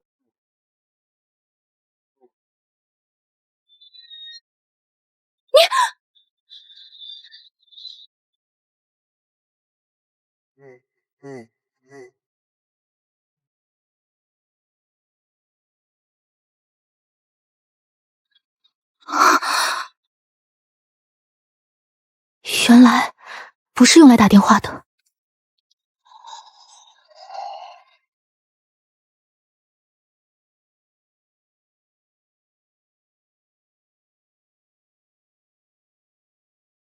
你这个办法还行吧，不过只能对付分布散的影葵。如果一次围过来太多，绳子拉回来的时候，声音反而会把远处的也吸引过来，得掌握节奏。你之前搜民居拆了那么多手机，就为了干这个？每个手机都能亮屏，能响铃，虽然不能打电话，但制造声音足够了。加上绳子拴在斧头上，扔出去拉回来，相当于一个可回收的增援。距离远的时候还能控制方向，比用石头砸靠谱。行吧，这贡献我认了。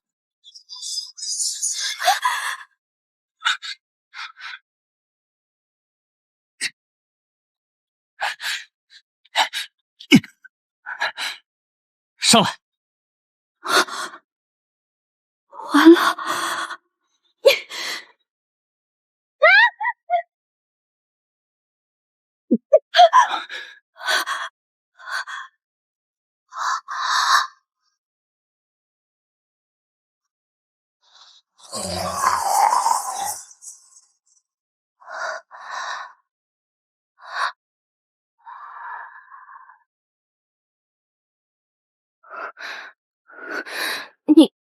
你是怎么做到的？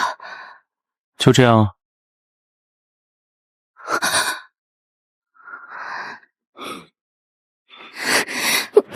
你不能事先跟我说一声。我也是刚刚想起来，试验一下而已。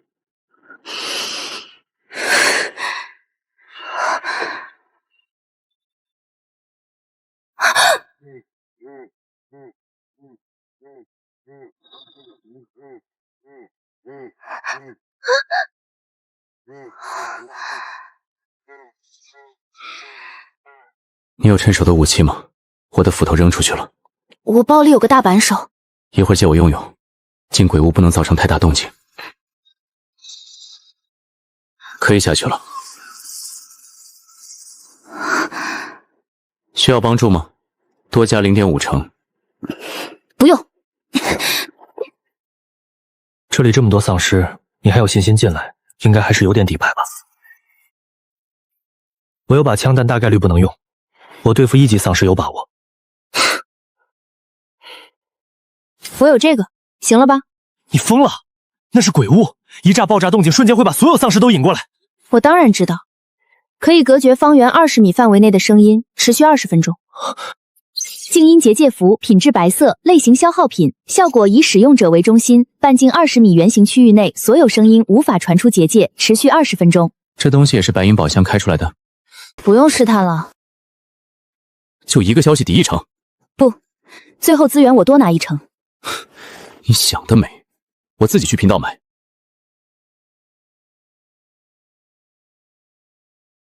行。那个人叫周正国。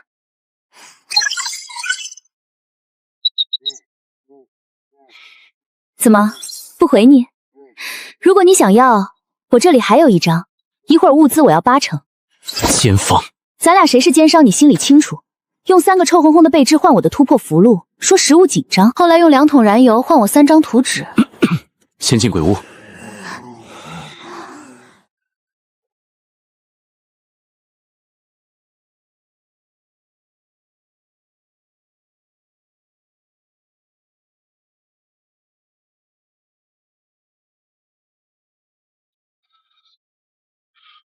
跟紧我。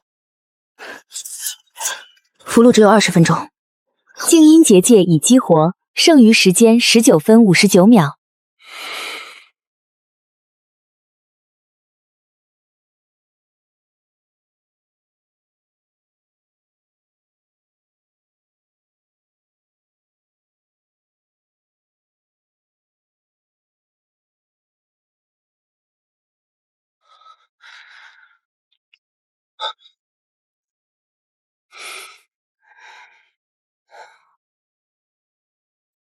这鬼屋做的挺专业。你以前进过鬼屋？大学时和室友去过一次，刚开始有点吓人，后来习惯了就觉得无聊。不过那里面都是真人扮演的，这里应该没有真人了吧？人倒是不用担心，但你说这里会不会……别乱说。乱说，丧尸都有了，哥弗冷也有了，鬼符也有了，出现个鬼魂不是很正常？你想想，那个2级变异生物万一不是丧尸，而是真正的鬼魂，你手榴弹和枪对他有用吗？好话坏话都被你说了，你到底想怎样？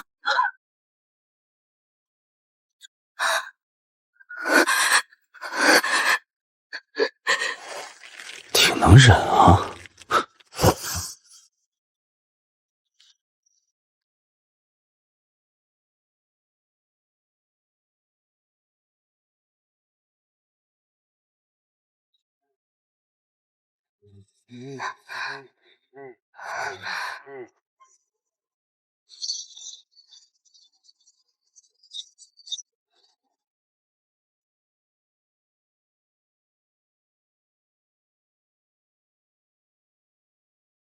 击杀等级2精英巨斧者，品质蓝色，经验值加30。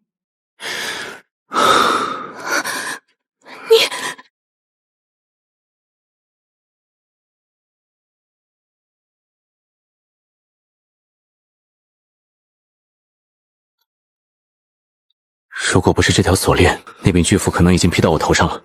不过枪声肯定把鬼把怪吸引过来了。手榴弹给我。干什么？我子弹打空了，再来一支我们必死无疑。别打歪心思，能一起死就一起死。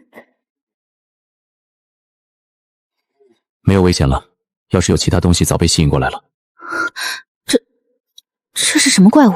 巨斧者，等级2，品质蓝色，种族缝合师，力量72，体质65，敏捷28，精神5。72点力量，65点体质。如果正面硬刚绝对讨不了好。但 M500 转轮手枪等级3，品质绿色，基础火力值22，配合锁定弱点和额外攻击，12枪全中头部直接秒杀。更关键的是锁链限制了他的速度。72点力量，65点体质，这要是没有那条锁链，你是怎么做到的？这么黑，我连他长什么样都没看清，子弹却全打中头。运气。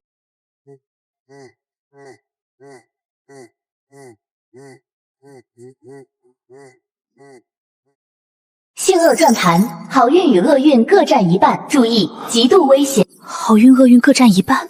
这个转盘我要转到2个彩色区域，先转到第1个之后轮到你，有意见吗？凭什么？那只怪物是我处理的。你没看到那行字吗？极度危险，这不公平。你可以选择不转。转盘归你，地上东西我全要。不可能，我欺你3。这不公平。那是你的事，你也可以选择不转。这样，转盘所有东西都归你转，地上东西开出的物品我全要。不可能，击杀怪物你出了最大的力，子弹都打空了，72点力量，65个体质，如果不是锁链，我们俩现在可能已经死了。所以我欺你3。转盘我已经全部让给你转，地上的东西你还想和我欺3分？你也知道转盘危险，我自然不可能全部转完，分给你的就是分给你的，地上东西欺3分输没得说。行，先把地上东西分了，谁知道你转盘会转出什么？防创级防弹背心，等级2，品质蓝色，效果为受到重物类武器攻击时卸力20%，耐久度200。打造台图纸，效果为可造出打造台等级1，用于制作装备类物品及修复损坏装备。蓝银草，品质绿色，种活后可协助战斗，成熟后释放蓝银缠绕，需种植于至少 0.5 立方米土壤中。蓝色护甲加50护甲值，还附带卸力20%，我身上的白色防弹背心才加15。打造台可以自己制作装备、修复装备。蓝银草是控制技能，战斗中3秒控制足以决定生死，3件都想要。他在警惕，在防备，也在计算。如果现在翻脸，我能几秒钟解决他？答案是用不了1秒。56点力量配合锁定弱点和额外攻击，一早子就能要他的命。就算他拉响手榴弹也来不及。但做人要有底线，否则在这种世界只会彻底沦为杀戮机器。按贡献分配，我先选一件，没问题吧？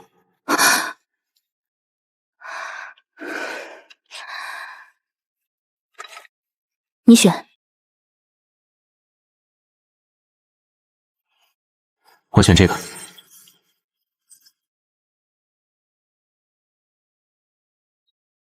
装备成功，护甲加35。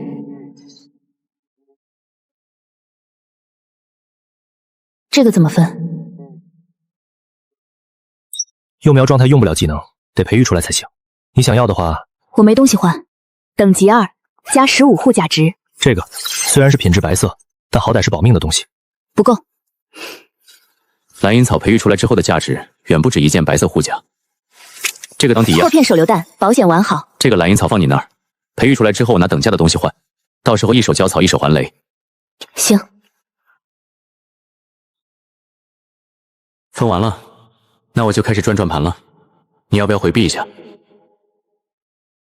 你肯定等我走了就把尸体分解了，对不对？别忘了分解图纸还是我卖给你的。你有分解技能？谁说没有？系统提示：分解技能已激活，一起分解，30秒。分解成功。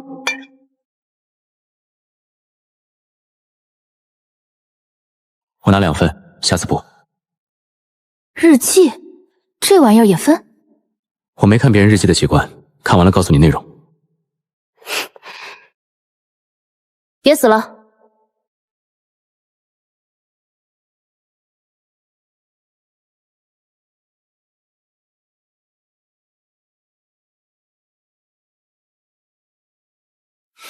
这就是那个天赋，面对未知盲盒类好坏参半的事件时，总能获得其中最好的部分，不是靠运气，而是靠观察，能看到那些别人看不到的细节。注意，否则指针将直接指向厄运。恭喜获得战术导弹图纸，品质蓝色。有图纸没材料等于没有，不过总归是希望。2彩3黑，40%概率。恭喜获得力量果实，品质蓝色。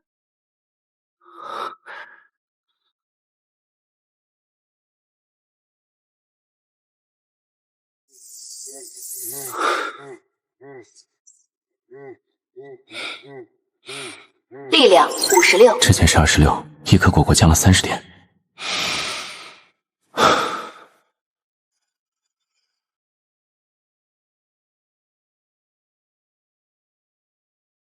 恭喜获得职业技能书战地医生，品质蓝色。战地医生，奶妈职业。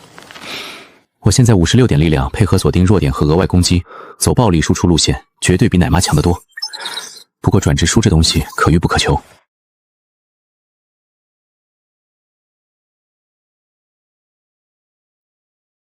果然，这东西只要没消耗完就能回收利用。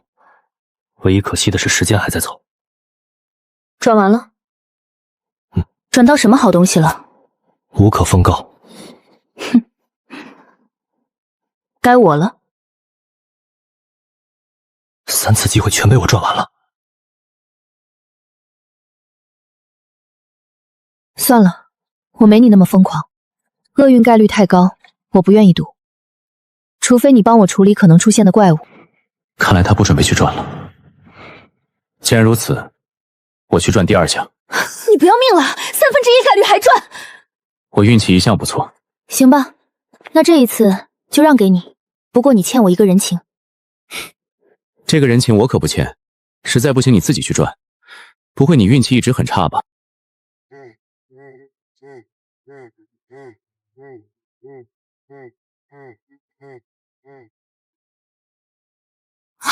你真的转了，又转到了好运。你运气这么好，赌一赌单车变魔糖，40%概率很高了，好不好？对了，其实那个转盘有个 bug， 你把指针轻轻一转，转得特别轻特别慢，就可以控制它落在好运那边。真的？而且你还可以用手给它挡住，强行让它停下来，不然你以为我怎么做到的？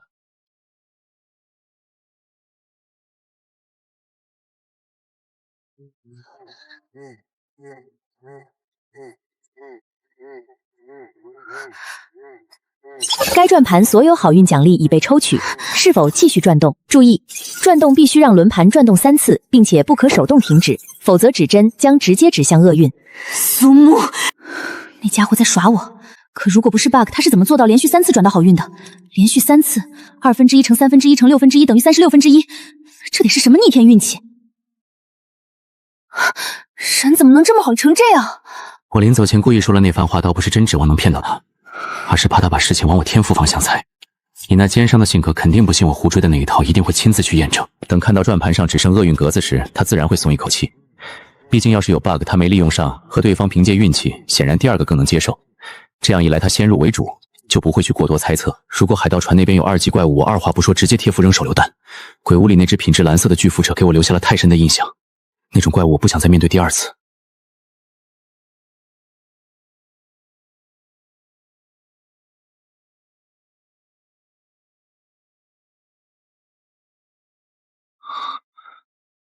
想起之前用手机闹龙引走的那些丧尸，那个方向确实有一部分是从这边跑过去的，但即便如此，按常理总该有几只落单的留下，可这里偏偏一只都没有。情报上说这里有一只2级变异生物徘徊，现在看来哪有？等等，海盗船就在鬼屋后面，直线距离估计也就40-50米，中间隔着那座假山，完全遮挡了视线。之前在鬼屋杀的那只巨鳌斧神品质蓝色，正少是2级。所以情报里说的，如果不是林雨薇带我去鬼屋，我完全可以绕过立着这边拿宝箱和转盘，根本不会遇到那只恐怖的缝合石。想到这里有点哭笑不得，先是遇到林雨薇，然后被他拉去鬼屋打生打死，差点送命。最后发现如果不去的地方和我自己去的地方守护怪图纸打家伙竟然的蓝银草，更不会拿到那颗力量果实。这么算下来，我反而赚大了。而林雨薇呢？他冒着生命危险带路，最后只分到1张打造台图纸、半份养料、半份合金块以及1株需要时间培育的蓝银草。最大的收获，那个星河转盘被我连转3次好运全拿走了。人怎么可以倒霉成这样？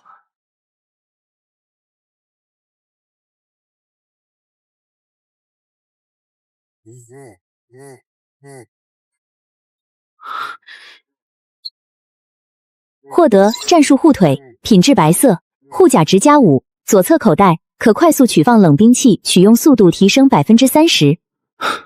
试着把大扳手插进去，不行太大，但如果是匕首或者短刀应该刚刚好，以后得弄把匕首。获得3级防护铝升级至等级3，所需材料钢锭乘9，钢化玻璃池1。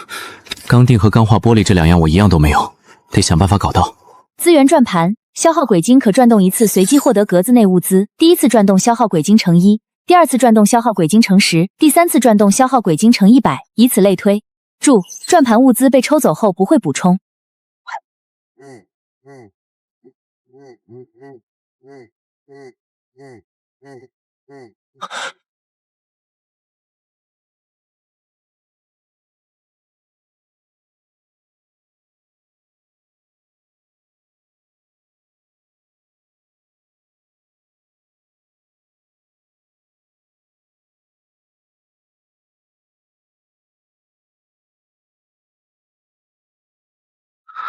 色，品质紫色，使用后可转职为枪豪。职业介绍：以长枪为武器的战斗职业，擅长正面突破和范围杀伤。紫色，之前从星河转盘里转出一本品质蓝色战力，这已经很不错了。没想在这个普通中盘里转出了品质紫色的职业技能书，好，一听就是暴力输出职业。我56点弱点，配合额外攻击，简直绝配。都是3级才能用。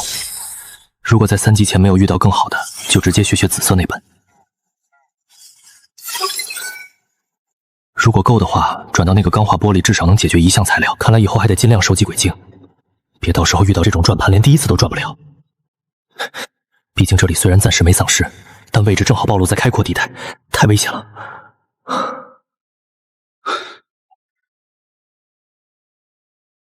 以我现在的实力，想要跑过去，只要不遇上尸潮就不会有问题。得想想钢化玻璃精华和钢筋到底上哪弄去。缆车升到3级需要这2个东西。既然图纸已经到手，材料自然是越早准备越好。周围密密麻麻全是丧尸，我敢靠近就是找死。如果可以多几枚手榴弹，我完全可以用来练级。找个丧尸密集的区域，扔1颗炸一片，然后迅速跑路。那女人手上至少还有1枚，不对，以她那奸方程度，手上应该不止2枚。虽然不知道她具体是从哪里弄到的，不过这不重要，重要的是她现在手上还有。不过要让对方将这玩意儿交易出来，那可不是件容易的事。那女人比侯海清，想从她手里抠东西出来，不出点血本是不可能的。算了。先回去再说，至少今天的收获已经够本了。力量果实、紫色职业书、战术导弹图纸、蓝色护甲、远车升级图纸，这些东西随便拿出去1件都够别人眼红好一阵子。而我现在背包里装了整整4件，明天又会遇到什么？还真有点期待。蓝色奶妈职业书，紫色枪豪在手，这玩意儿对我来说就是鸡肋，但对别人来说应该是无法拒绝的筹码。有件生意做不做？不做，除非你把转盘次数还给我。拿捏我呢？我之前问过你。你自己说太危险了，不赚。故作镇定想压价，那我换个玩法。我操！职业书品质蓝色，我连白色天赋都没有。大佬求带，求抱大腿！干什么？做生意啊，你不想买，总有别人想买。你要什么东西？你有没有钢化玻璃精华和钢锭？钢化玻璃精华我有几个，但钢锭没有。那你有钢锭的相关情报吗？没有。如果我把这个消息告诉你，那本职业书我要有优先购买权。可以。想要获得钢锭和钢化玻璃精华，应该要打2级以上的怪物。另一个方法就是分解，而且分解时间很长的。你想想有没有遇到过？明白了。那这本职业书你想用什么换？这本职业技能书价值太高，前期能拿出等价物资的人基本不可能。但我可以用1本图纸换，实用性和品阶绝对比之前那些高，是你无法拒绝的。光这些还不够，我还可以附赠一个情报，不过可能要等一段时间才能实现。你还可以直接提你还需要什么。这女人到底哪来这么多资源？昨晚用棉被换图纸确实赚了一笔，但光靠这个不可能攒出这么多。对方的天赋该不会和我类似吧？那份图纸是什么？获得9 Helm 子弹制作图纸，品质绿色，类型消耗品图纸，效果可制作9毫米子弹，所需材料铜橙 0.1， 火药橙 0.1， 制作数量1发每次。子弹图纸，我刚说子弹打空了，他就拿出这个。这女人够精的，没有子弹 M500就是废铁，这图纸确实没法拒绝。我要你手上所有的手榴弹。我能拿出的手榴弹实力已经尽毕业了，为了换这本职业书，我可以全部拿出来。这手榴弹你从哪儿弄的？有相关图纸吗？之前你问我一个问题，就当我附送的。现在这个问题涉及我的隐私，你也得回答我一个问题。你想问什么？你这本职业技能书是不是从那个恶寻转盘里转出来的？是。果然如此，那个手榴弹是我从白银宝箱里开出来的，3个。运气不错。白银宝箱就开出3个手榴弹，你说运气好？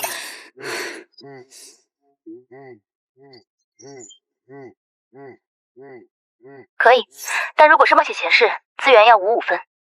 放心，没什么危险。哪里汇合？就之前那片小树林。好。还有一个钢化玻璃精华呢，在缆车上，这东西我又不能随身带着，等回去再给你。放心，既然答应了，就不会反悔。东西你拿了，那本职业书呢？事成之后给你。你要我帮的事情是什么？你干什么？验牌。验牌？这玩意儿还能造假不成？拉我上去！开始就让你上来，你自己非要站下面。经验值加 0.1， 击杀等级1丧尸；经验值加 0.1， 击杀等级2丧尸。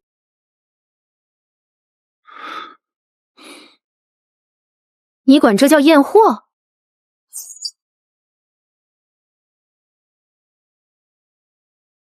你想用这东西升级？你看这边的丧尸也开始动了。我说了，只是验货。这2枚不够升3级，我需要刚定。2人分解汽车只要5小时，天黑前能搞定。可以，不过你得告诉我，你是不是还有其他职业技能树？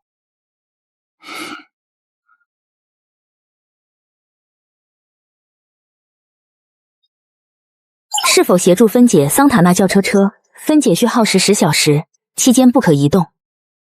那本日记拿出来看看。2026年1月9日，天气阴，是来到这个世界的第2天。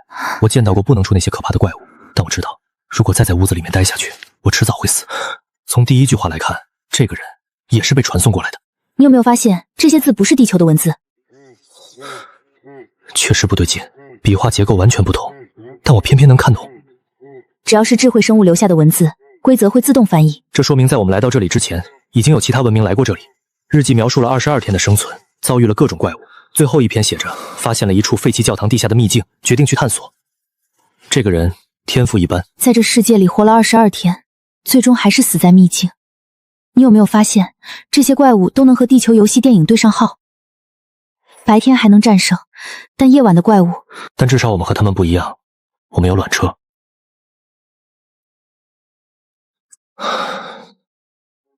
这个世界……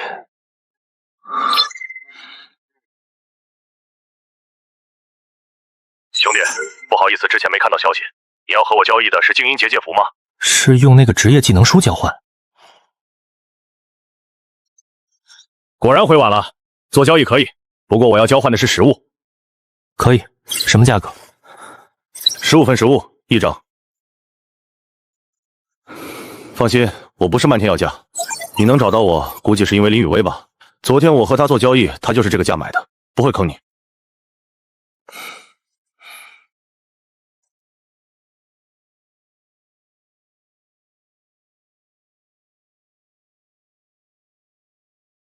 能问一句，这东西你从哪儿弄的？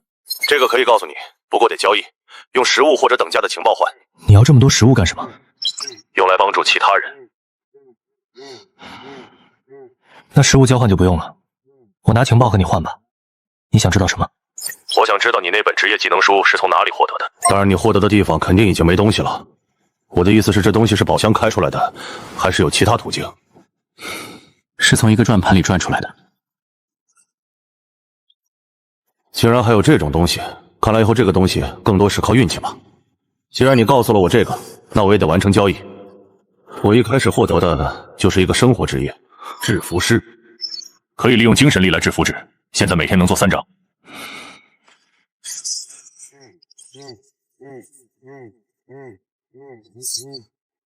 分解进度条，剩余1小时12分钟，肚子都开始叫了。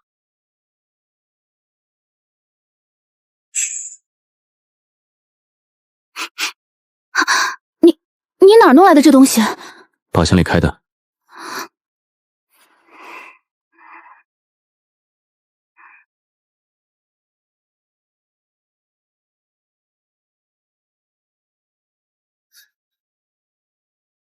过来吃点儿，不吃拉倒。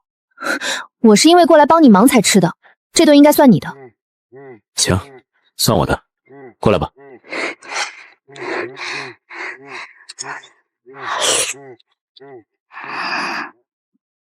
还行，你枪法那么好，之前是做什么的？程序员，大学的时候去部队军训过一段时间。你这发量看着不像程序员。你呢？做什么的？会计。难怪。难怪什么？家里情况呢？一样，从小就一个人。一会儿一起撤。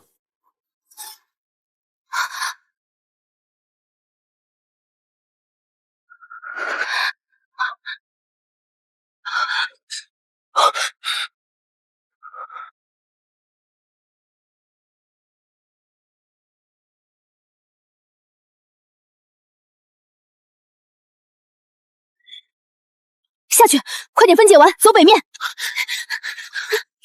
分解进度条97%，分解完成，获得钢锭乘5，获得汽车发动机乘1。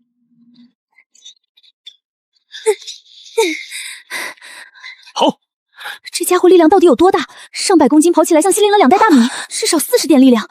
2级提升有那么大吗？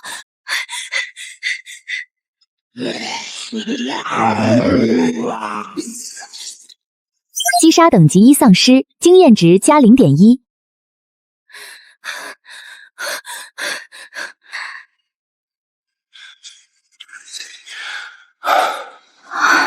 到了。呀！我就说再等一会儿吧，这不就有肥羊过来了？把包打开，让我们检查检查，交出一半物资放你们走，识相点，别逼我们动手。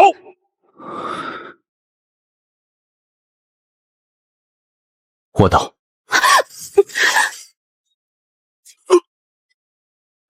什么东西？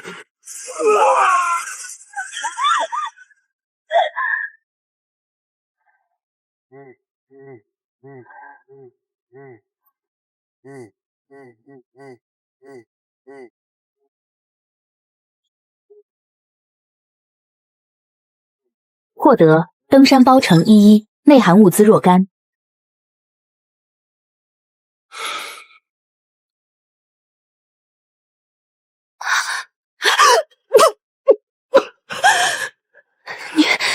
你就这么把他们杀了？他们要抢我东西，还堵了撤退点，不杀他们，难道把物资送一半？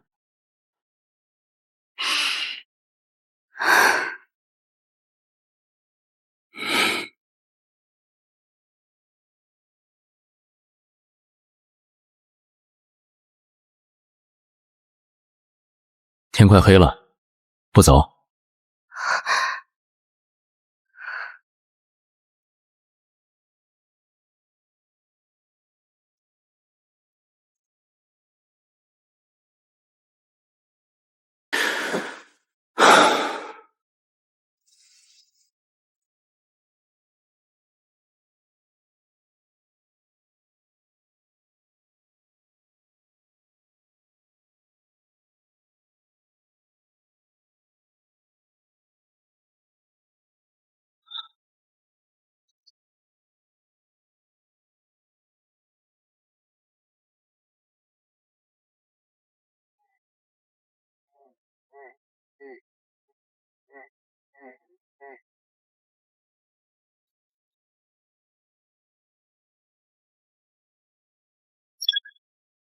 集合常备药、感冒药、退烧药、抗生素、止血纱布、变速箱1个。食物方面，镇上搜了30来份，兑换用掉15份已经没多了，可惜并没有枪械，整体上算浪费了一颗手雷。但再来一次，我还是会毫不犹豫。120多份食物，40多瓶水，够吃1个月了。可惜蓝银草和打造台被林雨薇分走了，还有5块钢锭和1个钢化护甲精华，加上自己手上这些，正好够升3级款车。犹豫了一下，还是发给林雨薇吧。收到这些东西，应该是3级轮车要用的材料吧？这么快就要升3级了？没有，就是提前备着，万一以后用得上嘛，才不外露。检测到缆车内拥有材料：钢锭乘9，钢化核心精华乘1。检测到额外可用组件：汽车发动机乘1，变速箱乘1，制冷元件乘1，手机拆解部件乘1。可消耗10枚硅晶将发动机与变速箱融至缆车动力系统，效果并可更加随心调控缆车速度。可消耗5枚硅晶融合制冷元件，效果在消耗燃油的情况下对缆车内进行微微制冷。可消耗2枚硅晶融合手机触控屏及电子零件，效果为缆车增加一块小型控制屏幕，可小幅调节缆车各项参数。选择成功，缆车升级开始，预计耗时8小时。8个小时，2级到3级跨度果然大。对了，驱雾灯，获得驱雾灯等级1，两车内置挂件。可惜没有轨晶，不过即便有，装了的话捕兽夹就没用了。林雨薇说过，那些鬼妇怕光。已验证，1份食物1盏。是一盏两灯，而是铺天盖地的在卖。不止他一个人，周振国也在帮他卖。昨晚至少卖出了700-800盏燃油灯，700-800份食物。他拿我的燃油做成了燃油灯，一转手卖了几百份食物。奸商！搞了半天，大家用上了燃油灯，怪全往我这儿跑了。你从我这儿多少，我心里有数了。你现在都2级缆车了，还需要煤油灯吗？我这边没法制作了，用破布搓成绳子放进去点燃就行。这女人脑子确实好使，先把眼前的事安排好。眼下还不是追究的时候，可用实物交换，价格好商量。想质问这个奸商为什么瞒着我赚这么多，结果对方轻飘飘堵了回来。不过这番话倒是提醒了我，这个世界不是什么东西都要靠图纸才能做。破布搓绳子点着就能亮。虽然不如系统出品的驱雾灯好用，眼下还不是追究的时候，先把眼前的事安排好，可用实物交换，价格好商量。全世界废话，没有一条是卖图纸的。要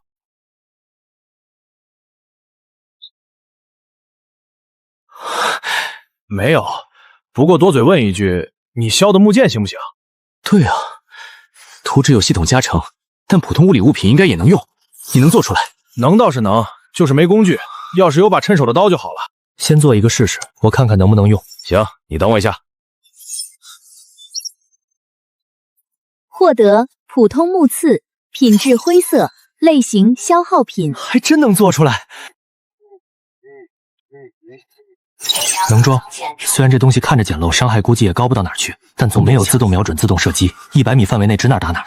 就算单支箭伤害低，只要数量够，批量做的话，1小时能出多少？用斧头的话不太好弄，要是有把刀，1小时做个20来根应该没问题。要是对外形没要求，就是能射就行的话，1小时30根也能做到。一份木材大概能出多少？估摸着30根吧。一份木材算下来也就0.5份食物就能做30根。你先做一批试试。价格的话，30支箭换3份食物，你看行不行？行，太行了。苏哥，你要多少？后期可能会换别的东西。没问题，我先做着，做好了联系你。成本几乎为0。这买卖怎么算都不亏。你继续做，有多少我要多少。工具的事我想想办法。好嘞。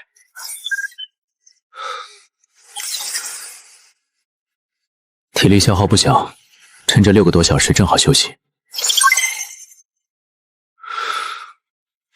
苏兄弟，你手上有没有药品？消炎药、创伤药、碘伏之类的都行。我需要大量，可以用静怡服换，不过现在手里没有现货，得等明后天。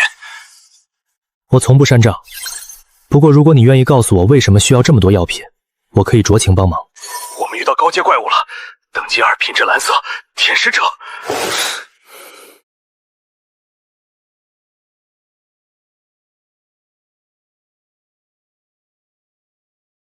伤亡如何？死了13个，受伤的至少30人往上。你们逃出来了？这么多人面对那种怪物还能撤出来？那个爆炸是我们弄出来的。用了什么爆炸物？这个情报可以抵一部分药品。队伍里有个人会做液化气罐炸弹，家用液化气罐改的。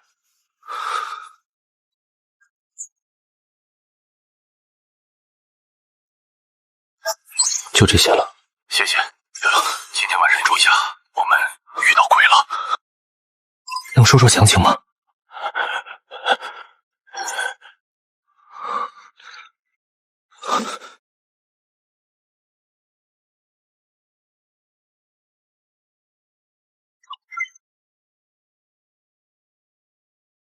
不知道这对鬼有没有用？亮灯的车那么多，凭什么偏偏找上我？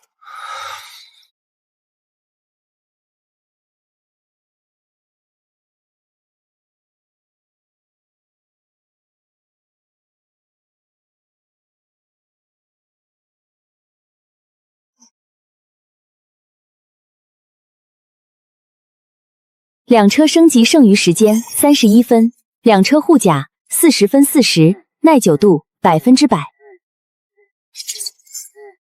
你听到什么奇怪的声音了吗？有，像敲门。现在才回，你还睡得着？心也太大了吧！从凌晨开始，每隔差不半小时就有一个人死亡，非常准时。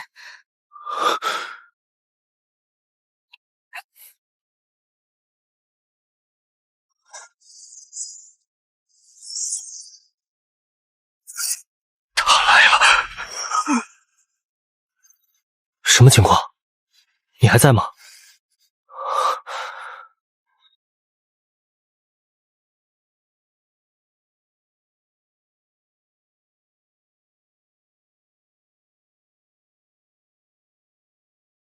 在吗？老板，怎么了？没事，问问你还好不好？我好着呢，刚削完一批剑，手起泡了，但扛得住。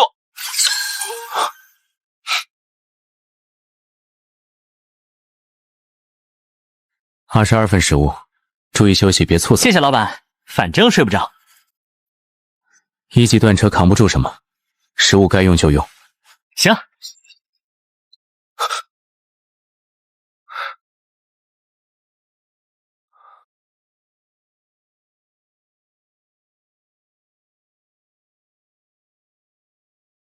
叮，2车升级完成。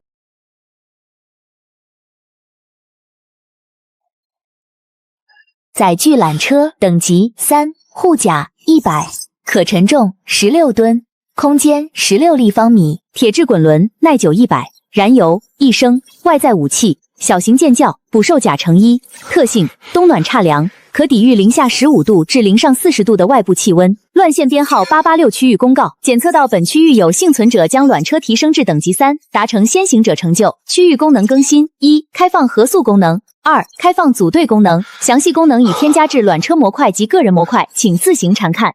天赋3选1，选项1：剑士类，击杀同种类怪物超过3之后，可获得该怪物的详细暴力信息。选项3：剑士类，打造装备建筑时，若所需材料总价值低于1枚鬼灵，则不消耗任何材料，且无需制作时间，每日上线1000次。选项1要杀3只才能看爆率，杀都杀了，再知道爆率有啥用？马后炮。选项2火球听起来还行，但我马上要转枪豪了，物理职业学火球术伤害肯定拉垮。选项3，材料低于1枚鬼晶就能白嫖制作，每天1000次。关键是子弹算不算装备？铜和火药的总价值肯定不超过1枚鬼晶，每天1000次就是1000发子弹。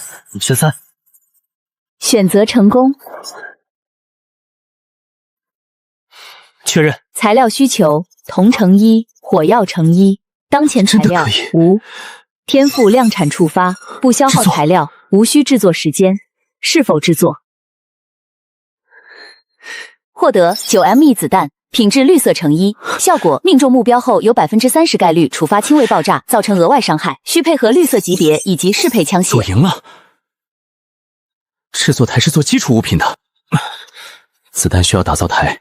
而那东西在林雨薇手上，就差最后一环，每天1000发子弹的额度白白浪费。怎么开口？以那女人的精明，只要一问，立刻就能猜到我急需这东西，不把我3层皮算她心慈手软。林雨薇请求合宿，是否接受？林雨薇取消了合宿请求。果然是你，骗子！我骗你什么了？自己去看看新出的2个功能。权限书明：缆车所有权人拥有缆车的绝对权利。被邀请者在缆车内无法对所有权人造成任何伤害。未经所有权人许可，所有权人可随时终止合宿，将被邀请者驱逐缆车。特别权限：对方接受可直接进入缆车。请求者同上。缆车邀请上线1。组队功能说明：等级3级以上幸存者可组建小队，当前上线2人。组队状态下，队友免伤，队友之间无法造成伤害。组队限制：在缆车上可自由组队，但在缆车上组队后降落下期间无法脱离队伍，直至再次返回缆车。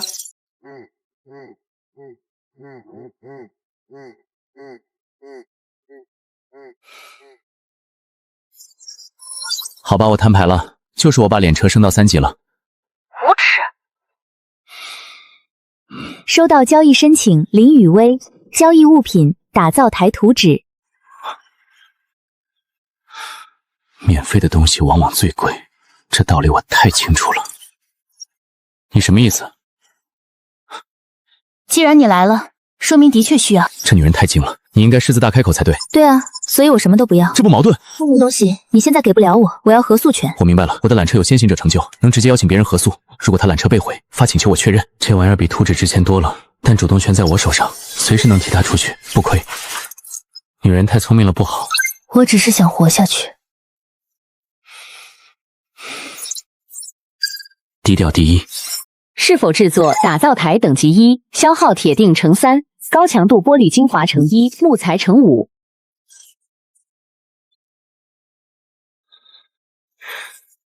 制作是否制作999份，每份需铜乘1，火药乘1。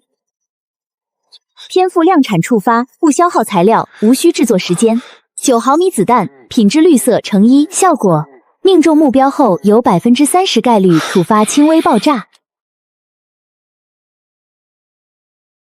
来啊！唉，子弹有了，枪有了，人家不来了，算了。职业技能书枪豪，品质紫色，转职条件个人等级达到等级3。你那边有事吗？你觉得我这儿该有事？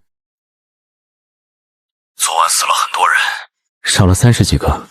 昨天白天和前天夜里都是上百的死法，一晚上少了20多人，这个数字反而平静。是那个东西？应该是。你见过他了？没有，我倒想让他来，但他最终都没来。那你确定是他干的？我每隔一段时间就问大家情况，发现规律，基本上每隔半小时死一个人。死之前都听到敲门声，不是所有听到的都死，听到后努力转头看的都没事了。凌晨我醒来的瞬间是盯着门看的，所以那东西没进来。你这推测准吗？不准。昨晚我强迫自己背对着那个声音，想引他出来，结果什么都能发生。你疯了！只有引出来才能杀了他。既然迟早要面对，就趁早。不对，如果他只杀你们的人，我这边听到的敲门声怎么解释？这也是我要说的，那个东西可能通过见过他来锁定目标，但你听到了，林雨薇也是。所以因为你告诉了我他的样子，这也算。对，我描述给你，相当于让你间接看到了他。这东西的规则真麻烦，但昨晚他扛了11件就走了，说明能被物理攻击伤害，只要露出血条就能杀死。而且陨车护甲100点，够他敲一阵子。白天又不敢出来，问题大。所以我需要你的帮助。主动猎杀太危险，我白天可以打别的怪稳稳升级，没必要冒险。把你牵扯进来，我有点过意不去。找你只是想交易点东西，这是昨天的，还有一张已交易给林雨雷了。你想交易什么？攻击或防御型的物品都行。至少没说我有枪，那女人挺有合作精神。你拿什么换？一个煤气罐炸弹。虽然现在子弹够用，但炸弹有时候能起到意想不到的作用。简易气罐爆炸装置由液化气罐及氨制作而来，点燃后少说20公斤，普通人根本没法当手榴弹扔。谢了。你为什么觉得只有你能杀那东西？因为我2级了。升级时有什么特别的？总共加了10点属性，大部分偏向体质。10点，和我上次一样，但偏向不同。谢了。昨晚遭攻击了？没有，怎么突然关心我了？谁他妈关心你？周振国找你了。我劝你在没有十足把握前，别和他去猎杀那个东西。我本来就不去，怕你死了，但被看穿心思总不爽。兑现。呵呵。你有没有想过，昨晚为什么有其他的猎物？明白了，那个鬼物级别很高，外面的东西不敢来。言尽于此，你自己决定。这个世界真是糟糕透了。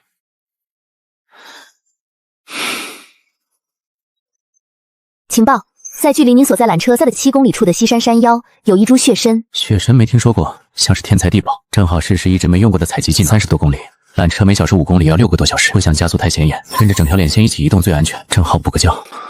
昨晚被敲门声折腾的没睡好。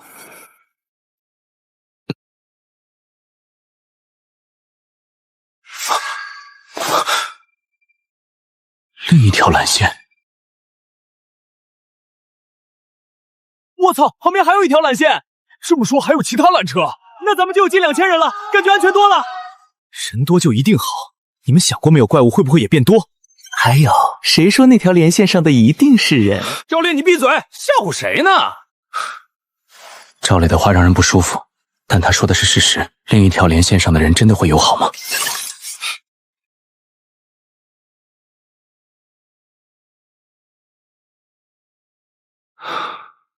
离得远，暂时不用管。18发备用，加上枪里7发，够用。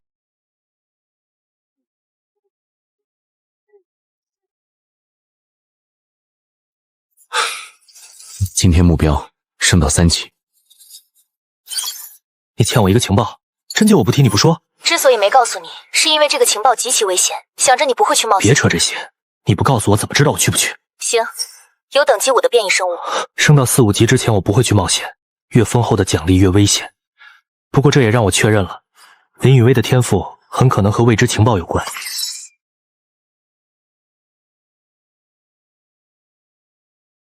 火球术锋刃，力量强化，昨天就能对付2、3只丧尸，现在有人升2级，实力更强，扩张更快。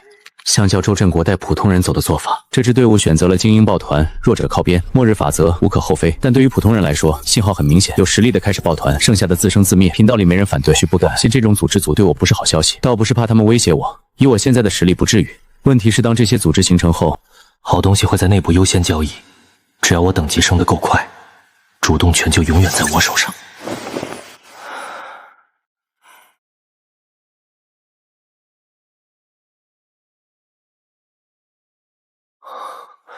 盯了这么久，没看到任何移动的身影。